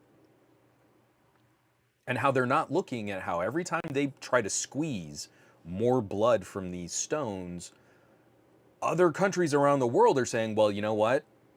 If all of our Windows 10 machines are now going to fall out of support, we could keep the machines. We can keep the hardware. Maybe it's time we just left the software. We talked about that a couple weeks ago too. So I have a question here, and I'm going to write this up more eloquently in a proper patron pregunta from Nick Gay. And I don't know if Nick's still in the chat, but Nick, we're going to talk about your question here. I just wanted to ask a simple question because I'm really lost on why there is uproar over Windows 10. Question is, how long should a company support an operating system? So, I kind of feel we have an expectation on software support for something like a laptop or a desktop. And honestly, I feel like Microsoft is still the most reasonable. It took a concerted effort from grassroots organizers and organizations like PIRG, public interest research groups, to force Google to open up support for Chrome OS. For a while there, it was pretty dire, between like 4 and 6 years, depending on the manufacturer, and not from the time of purchase, but from the time of manufacturing. So you could get a 2-year-old Chromebook, and it could already be halfway through its support lifecycle, and then you just don't get any updates from Google, and you're out of security patches and updates and stuff. So 10 years to me seems pretty reasonable. I actually don't have any fundamental problem with Microsoft saying, hey, you know what? We're done with Windows 10. That's it. It's end of life. It's okay. We do have to let things go at some point. Microsoft makes money on how they write software and attach subscriptions, like the value of a Windows operating system right now is kind of gone, right? It almost feels like a free service thing that is Microsoft's attempt to get you into other services. It's almost like an operating system as service. That's what Windows has kind of become. I think they lost something when you would get a new version of Windows and it'd come in a box and that was your license of it. And that was the relationship you had with the company. I am paying you for this product that will go on my computer, and that's the relationship we have. I think in this nebulous, everything is sort of free, but that makes you the product market, Microsoft has already taken some steps away from more sustainable business models. So let Windows 10 die. I don't have a problem with that, Nick. I don't know that anyone here really has significant issues with that. I think what we're all upset about is the hardware decisions that prevent older machines from upgrading to Windows 11. That's the problem most of us have. I don't want them to keep supporting out-of-date software. I do feel the industry needs to move on, and I also think Microsoft needs to get a lot more aggressive at cutting out a lot of legacy baggage. I think it's the relationship between x86 CPU manufacturers like Intel and the insane legacy software support in Windows that is keeping x86 computing in this weird holding pattern. And it's because of AMD coming in to disrupt, and it's also because of ARM, like on Mac OS and Qualcomm processors coming in to disrupt, that we're finally seeing progress in the power efficiency on Windows laptops. That wouldn't have come with just the entrenched relationship between Microsoft and Intel. We would have just stayed with computers that get a couple hours of battery life and have miserable performance when they're not plugged in. No one wants that. We want to move on, but we've been kind of stuck. So I think Microsoft could actually get more aggressive when they roll over operating system to operating system generation. But my concern is they put this hard wall where they're preventing people with Windows 10 machines to upgrade. People want to give Microsoft money. Let me pay a reasonable sum to get a new license or an upgrade license, and I'll move my Windows 10 machine to Windows 11. There is almost nothing in Windows 11 that prevents it from being run on the early generations of Windows 10 hardware and running well. Windows 10 runs pretty decent, even on like stupid low power Celeron machines. Except Microsoft has put in hardware security requirements that prevent older than, was it 8th gen Intel? Someone please correct me if I have that wrong. I have a gaming laptop back here. I have an old Razer. There's nothing in Windows 11 that would prevent me from having a wonderful experience on that old hardware. It's a 6th gen Intel Core i7 with, what is it? What is the Radeon on that? I want to say it's like a 960M. It's not a great GPU. It's really not. But that is still a decently powerful machine today. But I can't authentically put Windows 11 on that machine the way that I would do business with Microsoft in the past. So that's the problem. The problem isn't, oh, what do you expect in Windows 10? And isn't it time for Microsoft to move on? That's a red herring. Yes, I completely agree. What I disagree with, though, is that Microsoft is telling me an operating system that doesn't really have substantially beefier requirements in terms of hardware can't be run on hardware that could totally fulfill a reasonable user experience, or even a genuinely good user experience. So I'm not surprised that we're starting to see nerds out there say things like, hey, I don't think my aunt needs a new computer.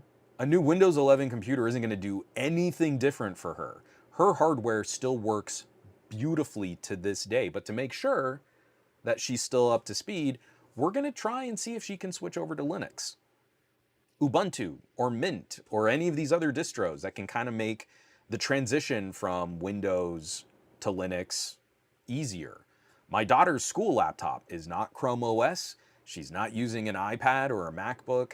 She's not using Windows or any of the other student computing environments. My daughter's school gave all the kids full-featured Ubuntu laptops. My daughter's first real computing experience was on Ubuntu. Next year, I'm going to start showing her a little bit more. They came fully stocked. Audacity, Shotcut, GIMP.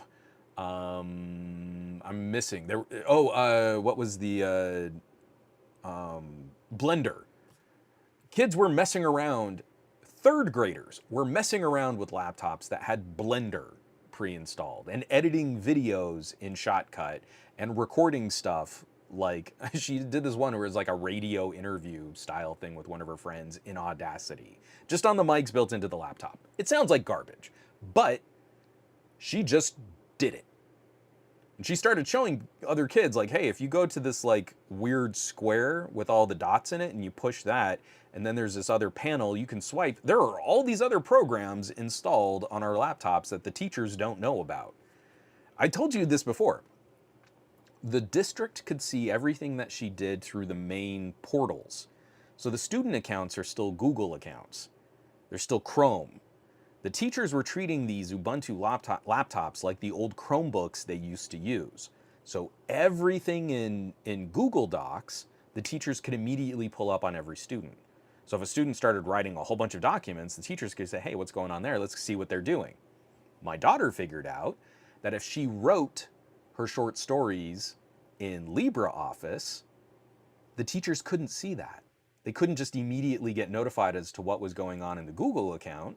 They'd actually have to audit the machine. They could get an image of the machine, but teachers don't know how to do that. So she started writing everything in LibreOffice. You're like, okay, there you go. From Zalbotnik, today everyone does most of their things via the browser anyway. And for those individual applications that people might use, we have pretty good parity now on a lot of the services that we can use through Linux.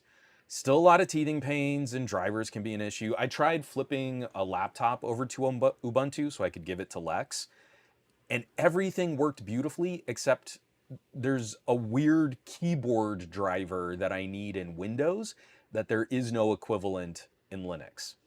So I'm stuck. Like I had to flash it back to Windows 11, and I still might give it to Lex, but again, we've got to like be careful on how we just give her a full computer. She's doing a summer math league competition team thing, and I wanted to have a system that she could use for herself.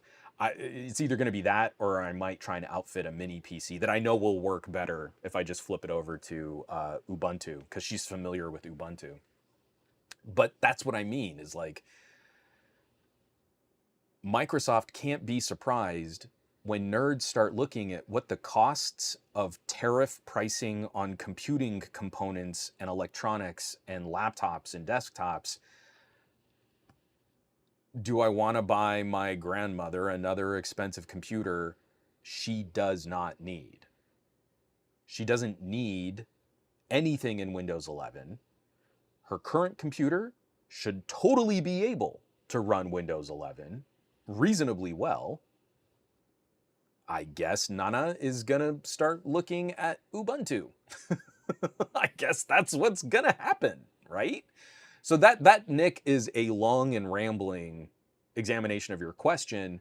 It's not, I'm not trying to pick on you, but it is the opposite direction, the relationship that I think you're trying to describe. You are correct. We should not have expectations on commercial software support past a decade. I think from then, it is reasonable for a company to say, we've got to do something to move on. We're holding on to, think of where we were 10 years ago and think of where we'll be in another 10 years. So sure, I'm with you. At some point, you let it go. But there are hundreds of millions of people that want to give Microsoft money to keep using the systems that they currently own. I don't think this campaign is going to work for Microsoft. This, oh, I wish there was something we could do. Boy, Windows 10, you're going to be out of support. It's too much stick and it's not enough carrot. If Microsoft were smart about like ARM computers and really focused on now Windows machines get incredible battery life, they run quieter, they run cooler, they're just as powerful, I think that would resonate with consumers. And do you know why I think that? Because that was huge for the MacBook. That was enormous for Apple Silicon ARM processors. But no, their ad campaigns are, wouldn't it be cool if you had a button on your keyboard that gave you garbage AI hallucinations? Oh, by the way, OpenAI is costing us billions and now we need to make more money on you. That's what Microsoft is doing. To the tune of 9,000 layoffs this year alone. Wow. Not great. So, Nick, I actually really do appreciate the question. I know I sidestepped part of it, but that's why I feel as nerds, all of us in this chat right now, as geeks, let's play.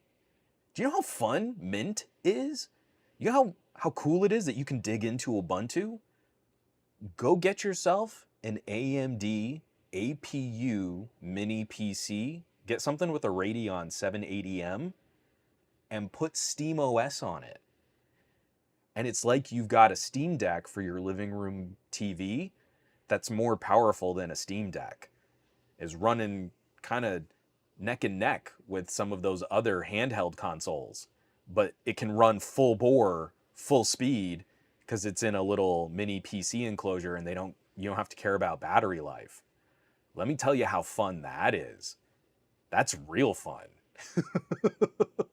My next gaming PC might not have a dedicated GPU just so I can keep it super small, and I'll just stick with 720p to 1080p gaming. And maybe that'll be fine.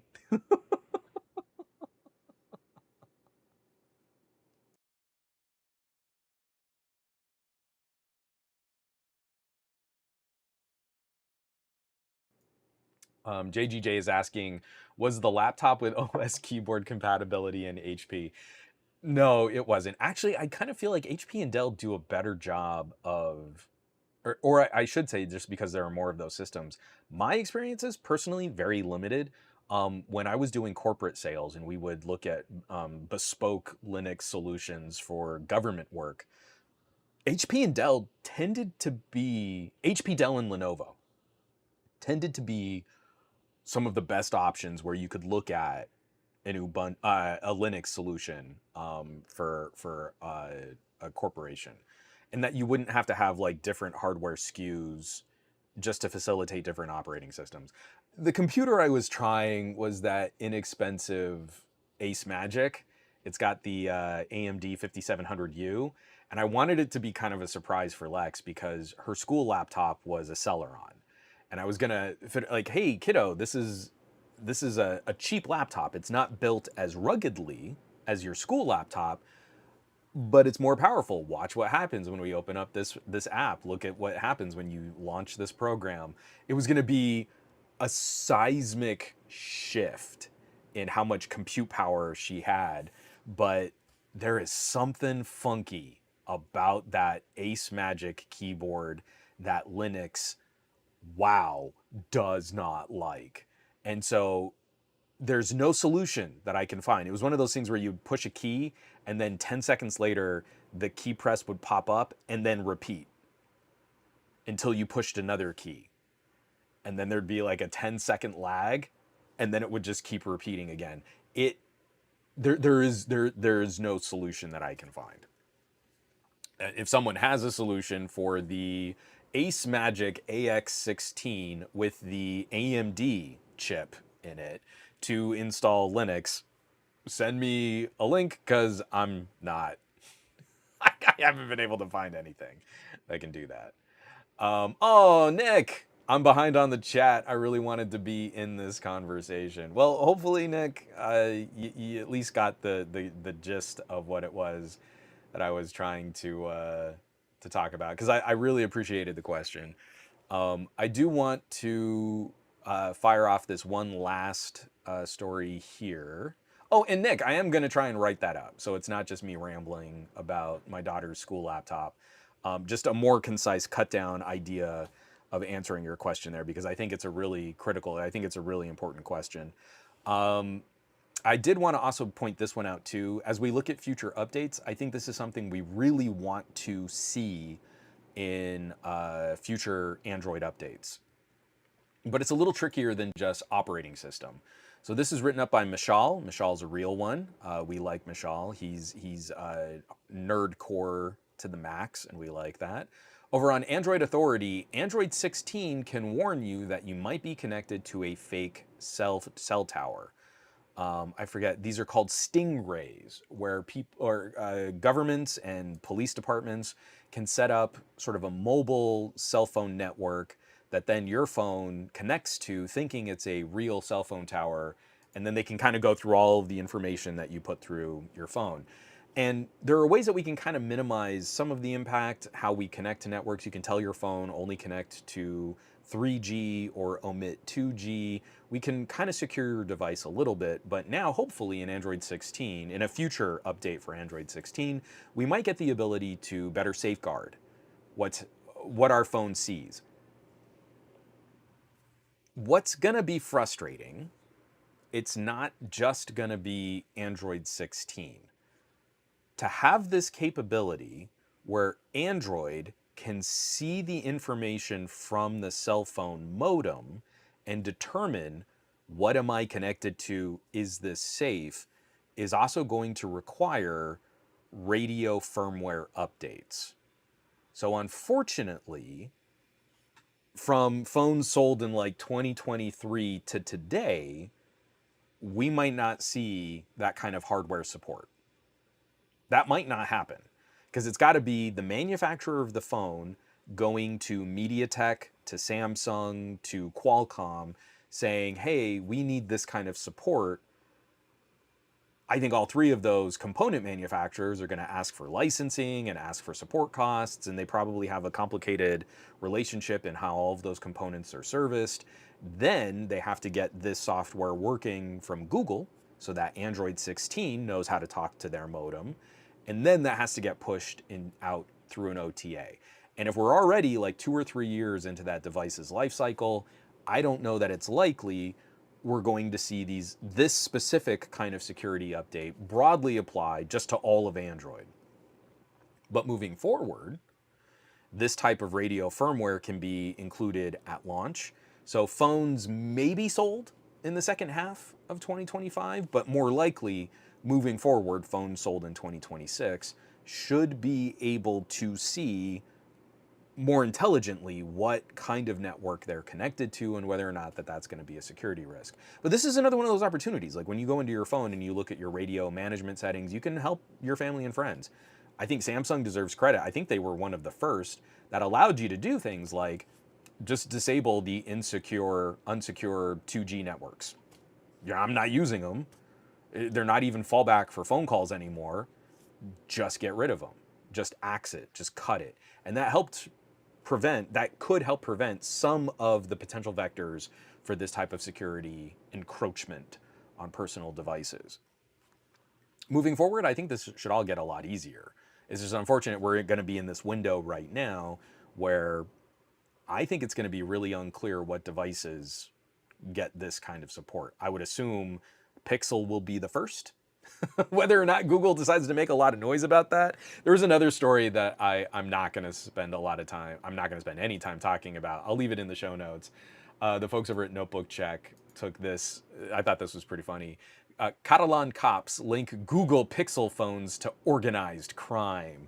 Criminals are getting Pixels and putting on this operating system called graphene, and now they can do crime with their pixels, and no one can see the crime because it's graphene. Just like, okay, all right. But there's already concern. Oh, maybe a Google Pixel is too open and insecure, and criminals can use it. And then Google comes out with an ad campaign saying, "Hey, if you want to circumvent law enforcement, now your phone will tell you if law enforcement is trying to steal your data." I don't think that's going to be something that wins Google favor with law enforcement and government agencies. So we probably won't hear detailed commitments to launching those features on Android 16. It might just be things that kind of pop up, and if you know where to go and you know where to look for them and stuff. So it's pretty funny. Yeah, JGJ was saying this fake tower story was featured on Android Faithful. It was written up by Mishal. Again, like, dude knows what's up. So I knew that that was going to be something that comes in. So I need to take one more drink of water. I swear there was a question in here that I was missing, but I figured we could spend like 15 minutes just kind of chatting out the Vivo, the X200 Ultra, because it's a wild phone. And then if there are any other questions, we can kind of wrap that show up. We're going to wrap it out. So let me drink water, and we'll jump back in.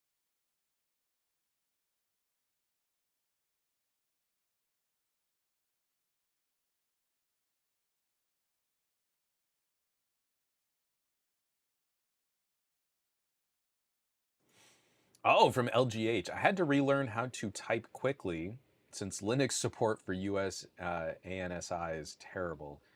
Now, I've only ever seen USANSI. Do other people say ANSI? I don't know that that's a thing, right? Is that just me? Okay, anyway.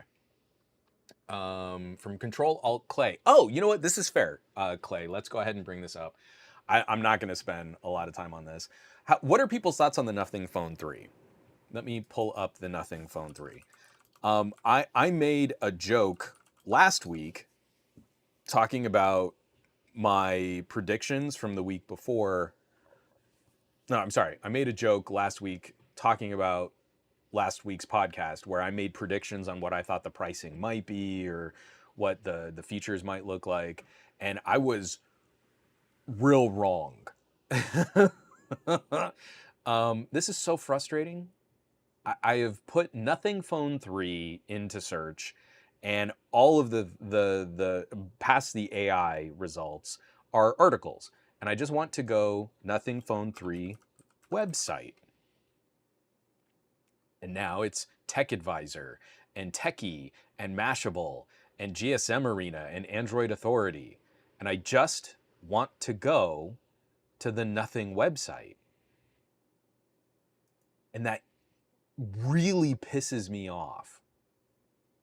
It makes me so angry. Like if I type Apple iPhone, the first result will be Apple because Apple pays tons of money for that, right? But I just want to go to the Nothing website, Nothing Phone website. And I have to remember that it's us.nothing.tech. Haha. Pisses me off so much. But I don't want the Phone 3A. I just want the Phone 3. Oh, of course, because I'm on the us.nothing.tech. Let me just go to... No! Sorry. So already my opinion on the Nothing Phone 3 is that it's garbage and that no one should buy it. Because I hate their websites so much. All right, finally, we're at Nothing 3. Okay, so I immediately, when we're talking sort of premium mid-rangers, you know, like a phone that's really strong in that mid-range price, but it's starting to hit that upper limit where we would start calling it a premium device. I feel like that's OnePlus's territory.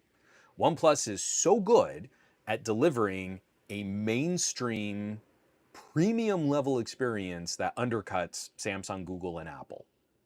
Like, you've got to be pants on head stupid to not at least appreciate that if I hold up this phone, it is really close to the full package of like a Galaxy S20, S25 Plus at a significantly lower price. Or at least my OnePlus 13 still undercuts an S25 Plus, but it's just really, really, really good phone. So I was putting it out there and saying like, hey, you know what? There's an opportunity here. Nothing could undercut the OnePlus 13R. The OnePlus 13R is now kind of my mid-ranger threshold. This is an all-around better device than a similarly priced Pixel. The only thing the Pixel is going to win on is video out through the USB-C. I think that's a tragedy that OnePlus has still not supported that. But everything else that we might care about on a phone is head and shoulders better on a OnePlus 13R than a similarly priced Pixel. So nothing has an opportunity to make a good, just upper mid-ranger or entry-level premium, right at that cutoff between like $600 and $700. That's not what the phone costs. I was so wrong. I could not have been more wrong.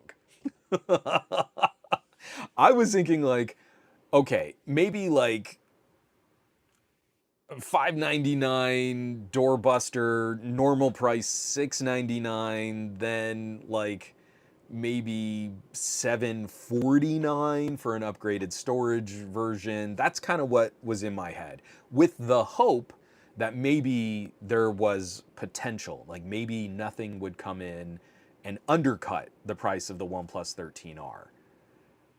The Phone 3 starts at $800. And I get it. There are some expensive components here. There is fast charging.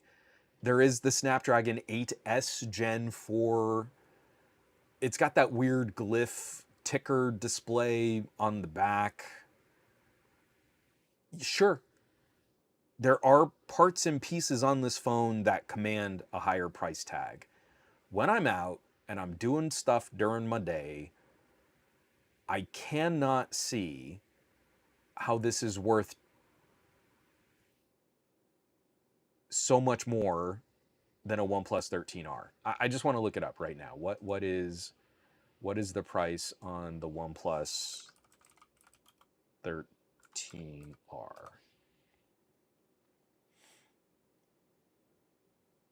I just want to point out that I typed OnePlus 13R into my search and it just pulled up a link to the OnePlus website. I didn't have to go through 3 searches to find the right terminology to find the nothing website. So right now, a OnePlus 13R is $599. The Nothing Phone 3 is $799. I bet you the cameras on the Nothing Phone 3 are a little bit better. I bet you the performance is going to be a generational ballpark 5 to 15% improvement over the OnePlus 13R. Beyond that, I don't see where we clear a $200 difference between the OnePlus 13R and the Nothing Phone 3. And you love the funky back panel design and the glyph interface. I want you to love that. But as I've said multiple times, I'm looking for ways to not stare at my phone. I feel like the OnePlus 13R just does a better job of getting me the core functionality experience of a phone, having a few cool little add-ons too, like the notification rocker switch, where I can very quickly just shut my phone up. That was it. I just went from distraction device to shut up with my thumb. I didn't have to do anything. Look, I'm not looking at the phone. Distraction device, shut up. I think that's brilliant. I think all phones should have some kind of shut up button on them. I don't get it. I'm happy to admit that I've never really gotten the hype on nothing. They are not products for me. They are not for me, and they might be for you. And if they are, I want you to love that product no matter what I say about it. But if I'm talking about a premium experience, price competitor, daily driver, smartphone experience, I think most people I know would just be happy to save $100 or $200 and go with the OnePlus. It's just kind of where I'm at. So I hope that's not too much of a wet blanket. Sorry. I don't know if that's what people really wanted me to dig into there. Yeah.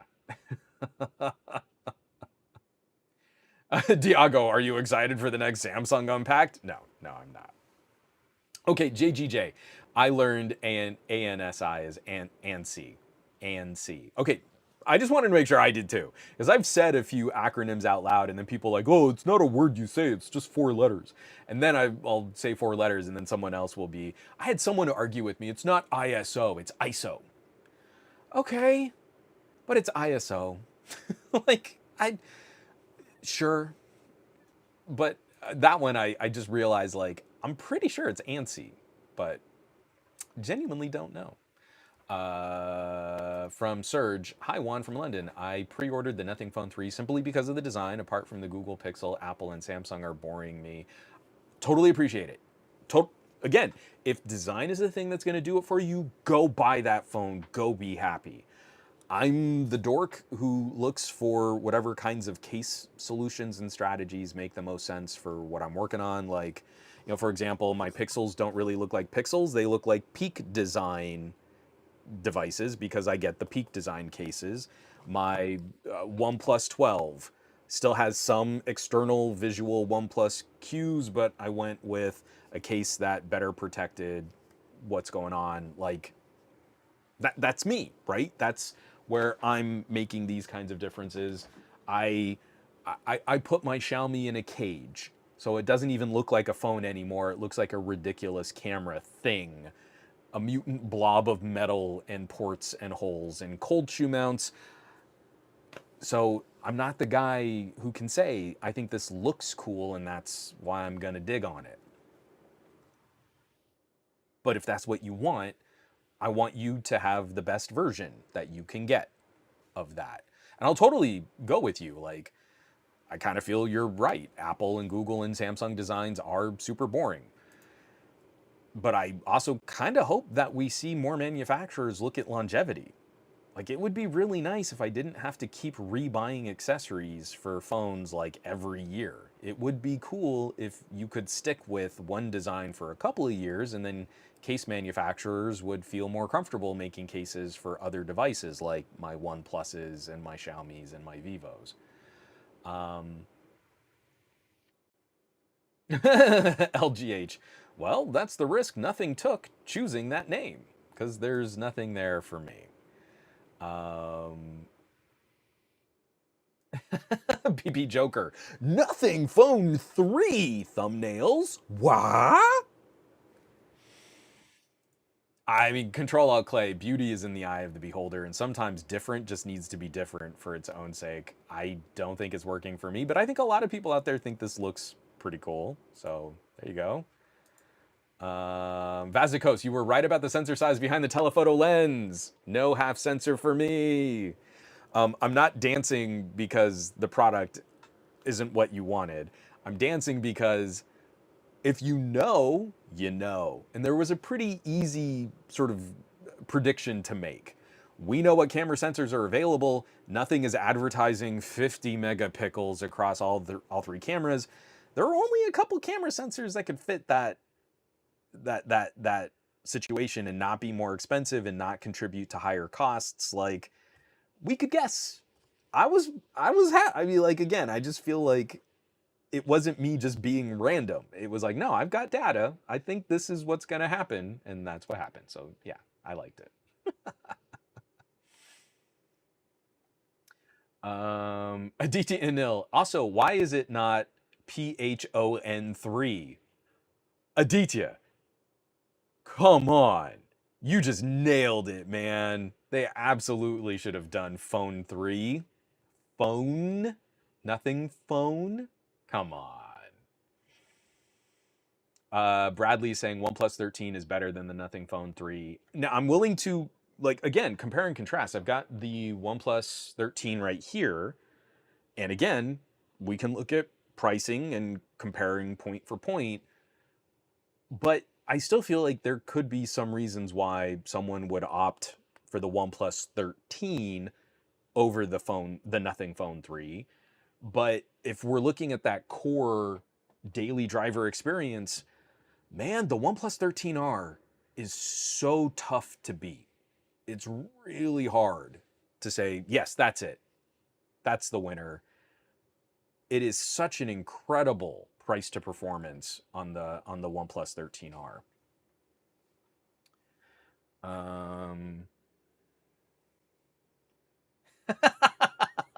That was dirty, Aditya.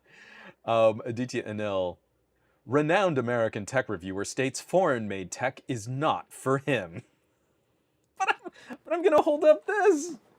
Foreign-made tech is for me. This is the Vivo X200 Ultra. This is what we're gonna talk about for 15 minutes while I try to figure out how to end my podcast. It's right here. This is it. Foreign-made tech. I love foreign-made tech. My desk is covered in foreign-made tech. It's Japanese and Chinese and oh.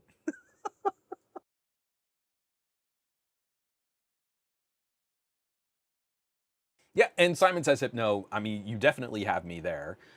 You may not like it, but at least you may not like it, but at least it's another option for people. We've been crying out for competition since LG died. You're not wrong. LG dabbled with a fair amount of novelty on their products, but I don't know that I would put Nothing in the same category for competition as what we lost with LG. I'm not saying you're wrong. It is good to have more competition, but I feel the competition coming from Nothing is aesthetic, and now price. For all the things that LG practically brought to the table, and now why I've become such a champion of talking about products from Xiaomi and from Vivo and from Oppo, that to me is what's representative of not only competition, but where the future of the market goes. Like, look at battery charging technology. I'm glad Nothing has a 100-watt charger. Vivo has been putting that into mid-rangers for a couple of years now. Where did we get that feature? We got it from Oppo and Vivo collaborating on now what we call Super VOOC charging. Xiaomi came up with their own licensed hypercharger, fast charge battery tech. That's where innovation is coming from. Where do we get the newest, boldest photography solutions? Xiaomi, Vivo. Where are we getting some of the new highest performance co-processing for screen and for photography? Vivo and Xiaomi.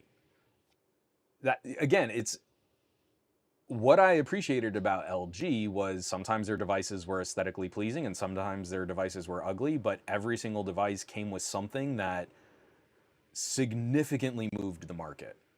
And even OnePlus in the United States is responsible for delivering tech to United States consumers that Apple and Google and Samsung won't touch. They're the premier option right now for fast battery.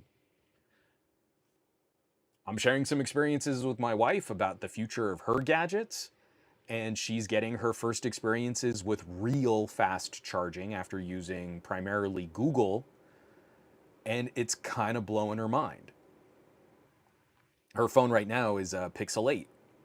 And I'm showing her, like, hey, if you're living with this phone, doesn't it annoy you how long it takes your phone to charge? Well, this other phone lasts longer and it charges way faster.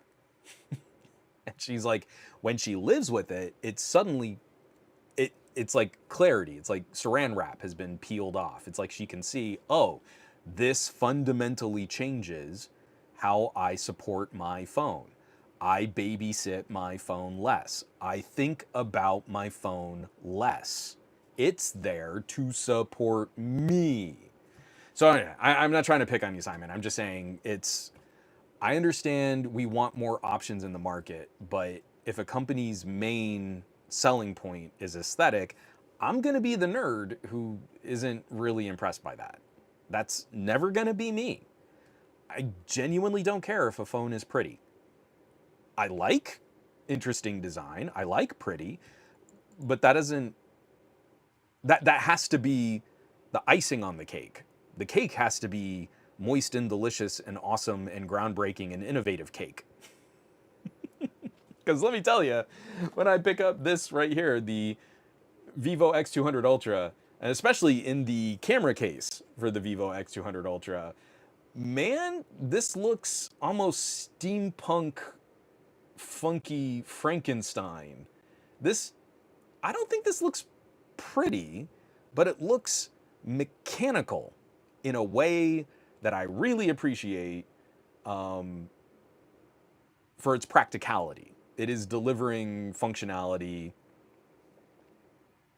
that is unique. And so that to me is more important as a selling point, something like that. Oh, Goat V8. I just put a new battery and back glass on my Galaxy S10e. It's like new, but the last security update was over 2 years ago. I do miss that size though. S10, S10 was like the last glory age of Samsung devices. So I'm wrapping up my time with the Vivo X200 Ultra. I'm going to be passing this along to our buddy TK MyBay so that he can finish his coverage on the X200 Ultra, and I'm going to shift to the X200 FE because I'm way behind on covering that phone now. And I think it's a no-brainer. I think most people are correct that when we're looking at the best photography-focused smartphones of 2025, phones launched, released, sold in 2025, the top two picks are, in my opinion, the Xiaomi 15 Ultra and the Vivo X200 Ultra, with the Oppo Ultra like right on their heels.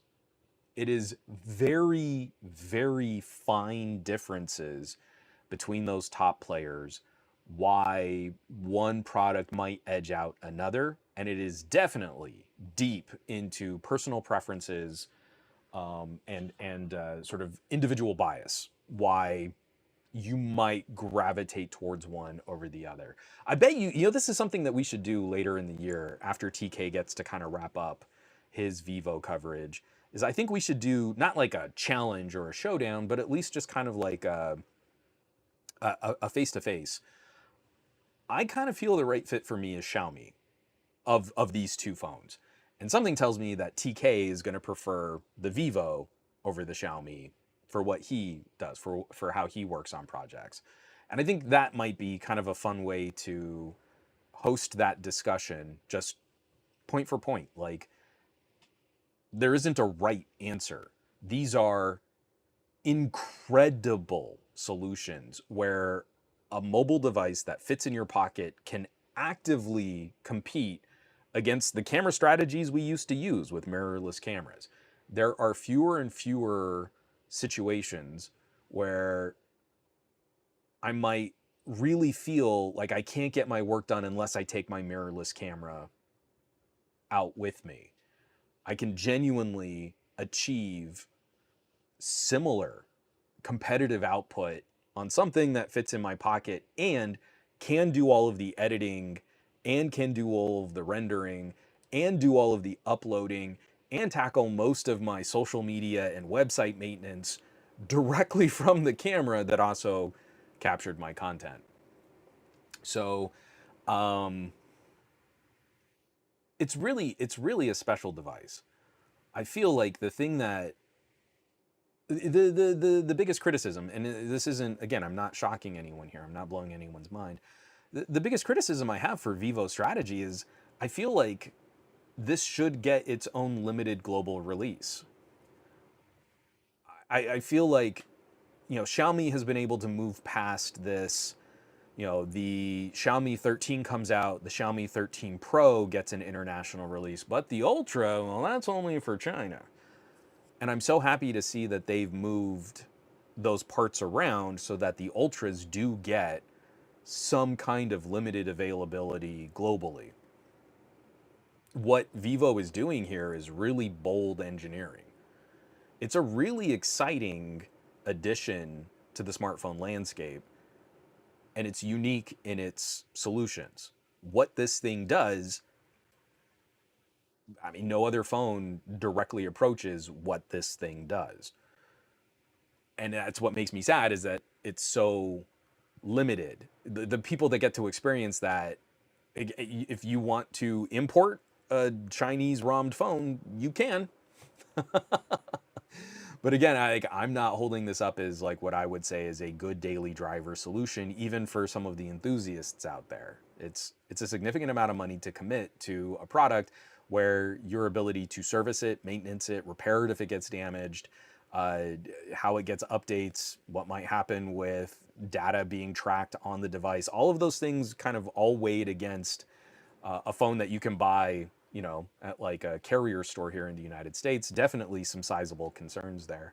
So I've been shooting like crazy on the Ultra. I've taken it to a flower garden. I got just like a couple like distance shots at the concert in the park. I was telling you we had that drone show. I shot the video of the drones. Like no big surprise there. Nighttime sky, drones flying around, doing really cute, pretty graphics and like 3D shapes and stuff. Video looks amazing from the X200 Ultra. It's so good. So I'm going to be doing the full camera deep dive, and I do have that comparison coming out soon, as soon as I do a quick little re-edit to that video, comparing the 1-inch type sensor on a wider lens on the Xiaomi against the 1/1.28 inch type sensor with the 35 millimeter equivalent focal length on the X200 Ultra. And these are going to do battle, fight for blood. But that's also kind of the last point for me to cover before I publish really nicely edited and written videos on this. This is such a specific solution, and it's another data point where I feel reviewers have let audiences down, that the specificity of this is what makes it so special. If you hold up any two phones and go, but average consumers, then you lose what actually makes this kind of magical, what makes this so much fun, why you look for the opportunities to pull it out of a pocket and try and capture something interesting. And I gotta say, there's a lot of this that, were you to slum it with a phone like the X200 Pro, yes, the Ultra is an Ultra, and it does things better than the Pro, but the Pro is really close. So I don't know yet. I might just write this up on the Patreon, and if people have strong opinions on this in the chat, drop me a message here in the chat as we wrap up this podcast, or hit me up on social media or leave a comment on somegadgetguy.com. But having lived with the X200 Pro and having test driven the X200 Ultra, I feel you can get really close to the Ultra with the Pro. And is that deserving of its own video? Is that its own topic? What really changes when you go from Pro to Ultra? What features are really going to matter to someone? Do you want to move up that food chain? Do you want to import a Chinese ROM device? It's a tricky aspect of that conversation, because you've got to get down into granular nuances. You have to get into nuances, like maybe this will matter to you, maybe it won't. If you sit there and crouch everything with, well, but average people are garbage photographers, well, then there's no point buying a phone above a Pixel A series. If that's it, if like all you're doing is relying on the phone to think for you and do all of your composing and editing and HDR processing and everything, then sure. But you should stop at like $500. There's a reason why someone might opt for the Ultra over the Pro, not the least of which are things like accessory support. But I don't know. I don't know if that like if that starts to sound like me picking on the Ultra or me trying to diminish the Pro, but I don't know. I think there's something there. I kind of want to play with that idea just a little bit more and see what I can come up with. But it's really been eye-opening. I really, really wish that Vivo were opening up more of their global supply. Like the FE has been a champ, a punchy little champ of a phone. The Pro has been phenomenal. The standard X200 embarrasses similarly priced Pixels and Galaxies. Like if you care about photography, there are brands that you should be taking a look at. So anyway, it's kind of, like I said, just sort of vague and foggy and general thoughts on using the Vivo X200 Ultra that will get more refined as I kind of finish a few more videos. Camera deep dive is going to be wild because it's not just, reviewing the 3 cameras on the back of this phone. I also have to look at lens attachments. I also have to look at camera grips and accessories. This thing is a phenomenal production assistant device on all categories, not the least of which, how good it is at taking pictures of things. I don't know if you've noticed this, but I purposely go out of my way to say Pitchers, just because I think it's colloquially hilarious. That is a good picture. It is. It's very good at distributing lemonade. So let me just kind of catch a few of these comments here real quick, and then we can wrap this up because I have pushed this out to 2.5 hours. All right. PP Joker making fun of the iPhone 16e. I think we've kind of exhausted the comedic potential of Apple charging more for less. From Vazikos, 35 millimeter equivalent is game changer for me. I'm so done with the 24 millimeter-ish field of view for all the other phones. 35 is the great solution to move away from phone look in our pictures. And Vazikos, you might want to check out the most recent video that will be getting edited, because one of the things I'm looking at is, can we crop the output of a 1-inch type sensor to match the field of view of the 35 millimeter equivalent on the smaller sensor? And what does that do to our image quality if we had a 1-inch type Xiaomi shooting at an equivalent of 35? Maybe we can get close. Maybe the Vivo still wins. I don't know. We'll have to see. Oh, and Daniel, such a monster. And again, this is one of the things, like when I say these are the best shooters of 2025, Daniel says, I recently got my Vivo X100 Ultra and I'm loving it. I'd like to put my hands on an X200 Pro or X200 Ultra or a Xiaomi 15 Ultra, but those are way too pricey in my country due to import duties. And you might not see significant differences when you're comparing an X100 Ultra against an X200 Pro. I'm just saying, a phone from 2024 might bring tangible, practical features that help it beat newer phones released in 2025, as we're all looking at how to balance rising phone and component prices. So, yeah. Yeah, and Georgie, yeah, again, why I'm feeling like we do need the international release. Some of the Google services are limited on Origin OS, the Chinese flavor for Vivo. No location history, no Wear OS support, and so on and so on and so on. And it can also impact some weird things too, like banking apps. If you want to live out of a Chinese ROM phone, sometimes it just gets weird. And that's why I can't always recommend it as a good solution to import unless you know you're probably going to be a 2-device kind of person. And from John Gao, Hardware-wise, the X8 Pro is so different than the Ultra. I'm surprised to hear that they are similar in experiences. And so when you're looking at Oppo's strategy this year, the X8 Pro really feels like a OnePlus, and the X8 Ultra feels like a completely different kind of phone. I'm totally with you there.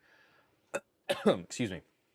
I think one of the things that when people say like, "Oh, the experience is so similar," I mean, they're not wrong, but I also feel it's kind of a limitation on what they do with the phones. Like, if what you shoot is easily handled by a Pixel 7a, then your output on an iPhone 16 Pro Max is going to be really similar to your output on a Pixel 7a. If you're trying to drive that hardware farther and farther and farther, and you're really leaning into what the capabilities of these devices have to offer, then for me, like, I'm trying to capture softball action shots at home plate in backlit situations where the sun is setting and the girls are out on the field, and like I want to see the ball hit the bat and I want to see the dust fly when someone slides into home. I can't count on a Pixel A series to do that at all. I need something that steps that up quite a bit. So that to me is one specific example of just like, we're not reviewing to the limits of the device, we're reviewing to the limits of the audience. If your audience is that limited, you should only be recommending $400 to $600 phones. There is no point moving higher up the food chain. If you're reviewing to the limits of the device, sometimes you're going to make some of your audience feel bad. It sucks. There's someone out there who can only afford a Pixel A series, but man, they would be a monster on a Xiaomi Ultra. But that's outside their budget. I don't want to make them feel bad. I want them to love the device they can use, they can afford, that they have. But that's the reality of like how far we can drive different kinds of hardware. I want cinema grade cameras. I can't afford cinema grade cameras. That's just where I'm at. You know, like, I guess it hurts my feelings, but I also appreciate why I would want a different tool than the tool I currently own, but I can't afford to go that much higher up the food chain. So I feel like, again, someone who's like, oh yeah, I tried the Pro and I tried the Ultra and they're basically the same, is like another one of these tech hacks, and they're telling you they don't understand technology and photography, and you should believe them. And Aditi Anil, just to wrap us up, some of the raw shots I get on my Xiaomi 14 Ultra make my jaw drop, as they should, because that's awesome. And again, I love my Xiaomi 15 Ultra. There could be reasons why someone might want to stick with the 14 Ultra instead. So, folks, this is a great return to our normal news schedule. Thank you so much for kind of going with me on some dicey political topics and getting into the nitty gritty on some of these gadgets and some of the fun stuff too. Like I said, I hope everybody had a lovely holiday weekend. We're getting back into the workflow of our summer. But I think more so than ever before, it's just imperative that we're the ones who look out for our family and friends and our neighbors, make sure we're taking care of people out there, just because it's getting rough. And I think it's going to keep getting worse before we find ways to start making it get better. My hearts go out to the families involved in tragedy in Texas. My heart goes out to the people affected by the more recent crop of wildfires out here in Southern California. There's just no way around all of the token grief that will be spread across all of our communities right now.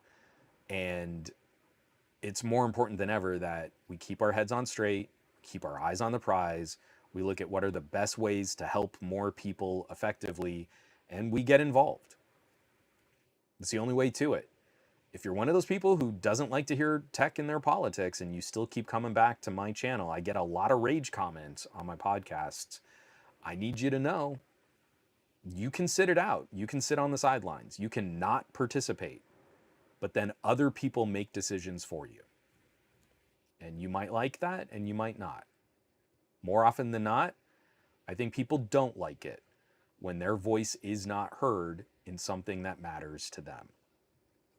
So, folks, I'll be back next week with another episode of the Monday Morning Tech Chat Show on the SGGQA podcast channel. This conversation will absolutely continue on the private Discord, on patreon.com/somegadgetguy. I'm always happy to answer comments over on somegadgetguy.com publicly if people want to reach out to me there too. And there will be a lot of videos coming out, a Jackery sponsored video, a Sony headphone video, something I'm under embargo on that I can't talk about until tomorrow, which will be really cool. Stay tuned. I've got to scramble and edit a video as soon as I get off this podcast. So folks, I'll catch you back here next week. Be safe, take care of yourselves so you can keep taking care of others and be that amazing tech neighbor I know you can be.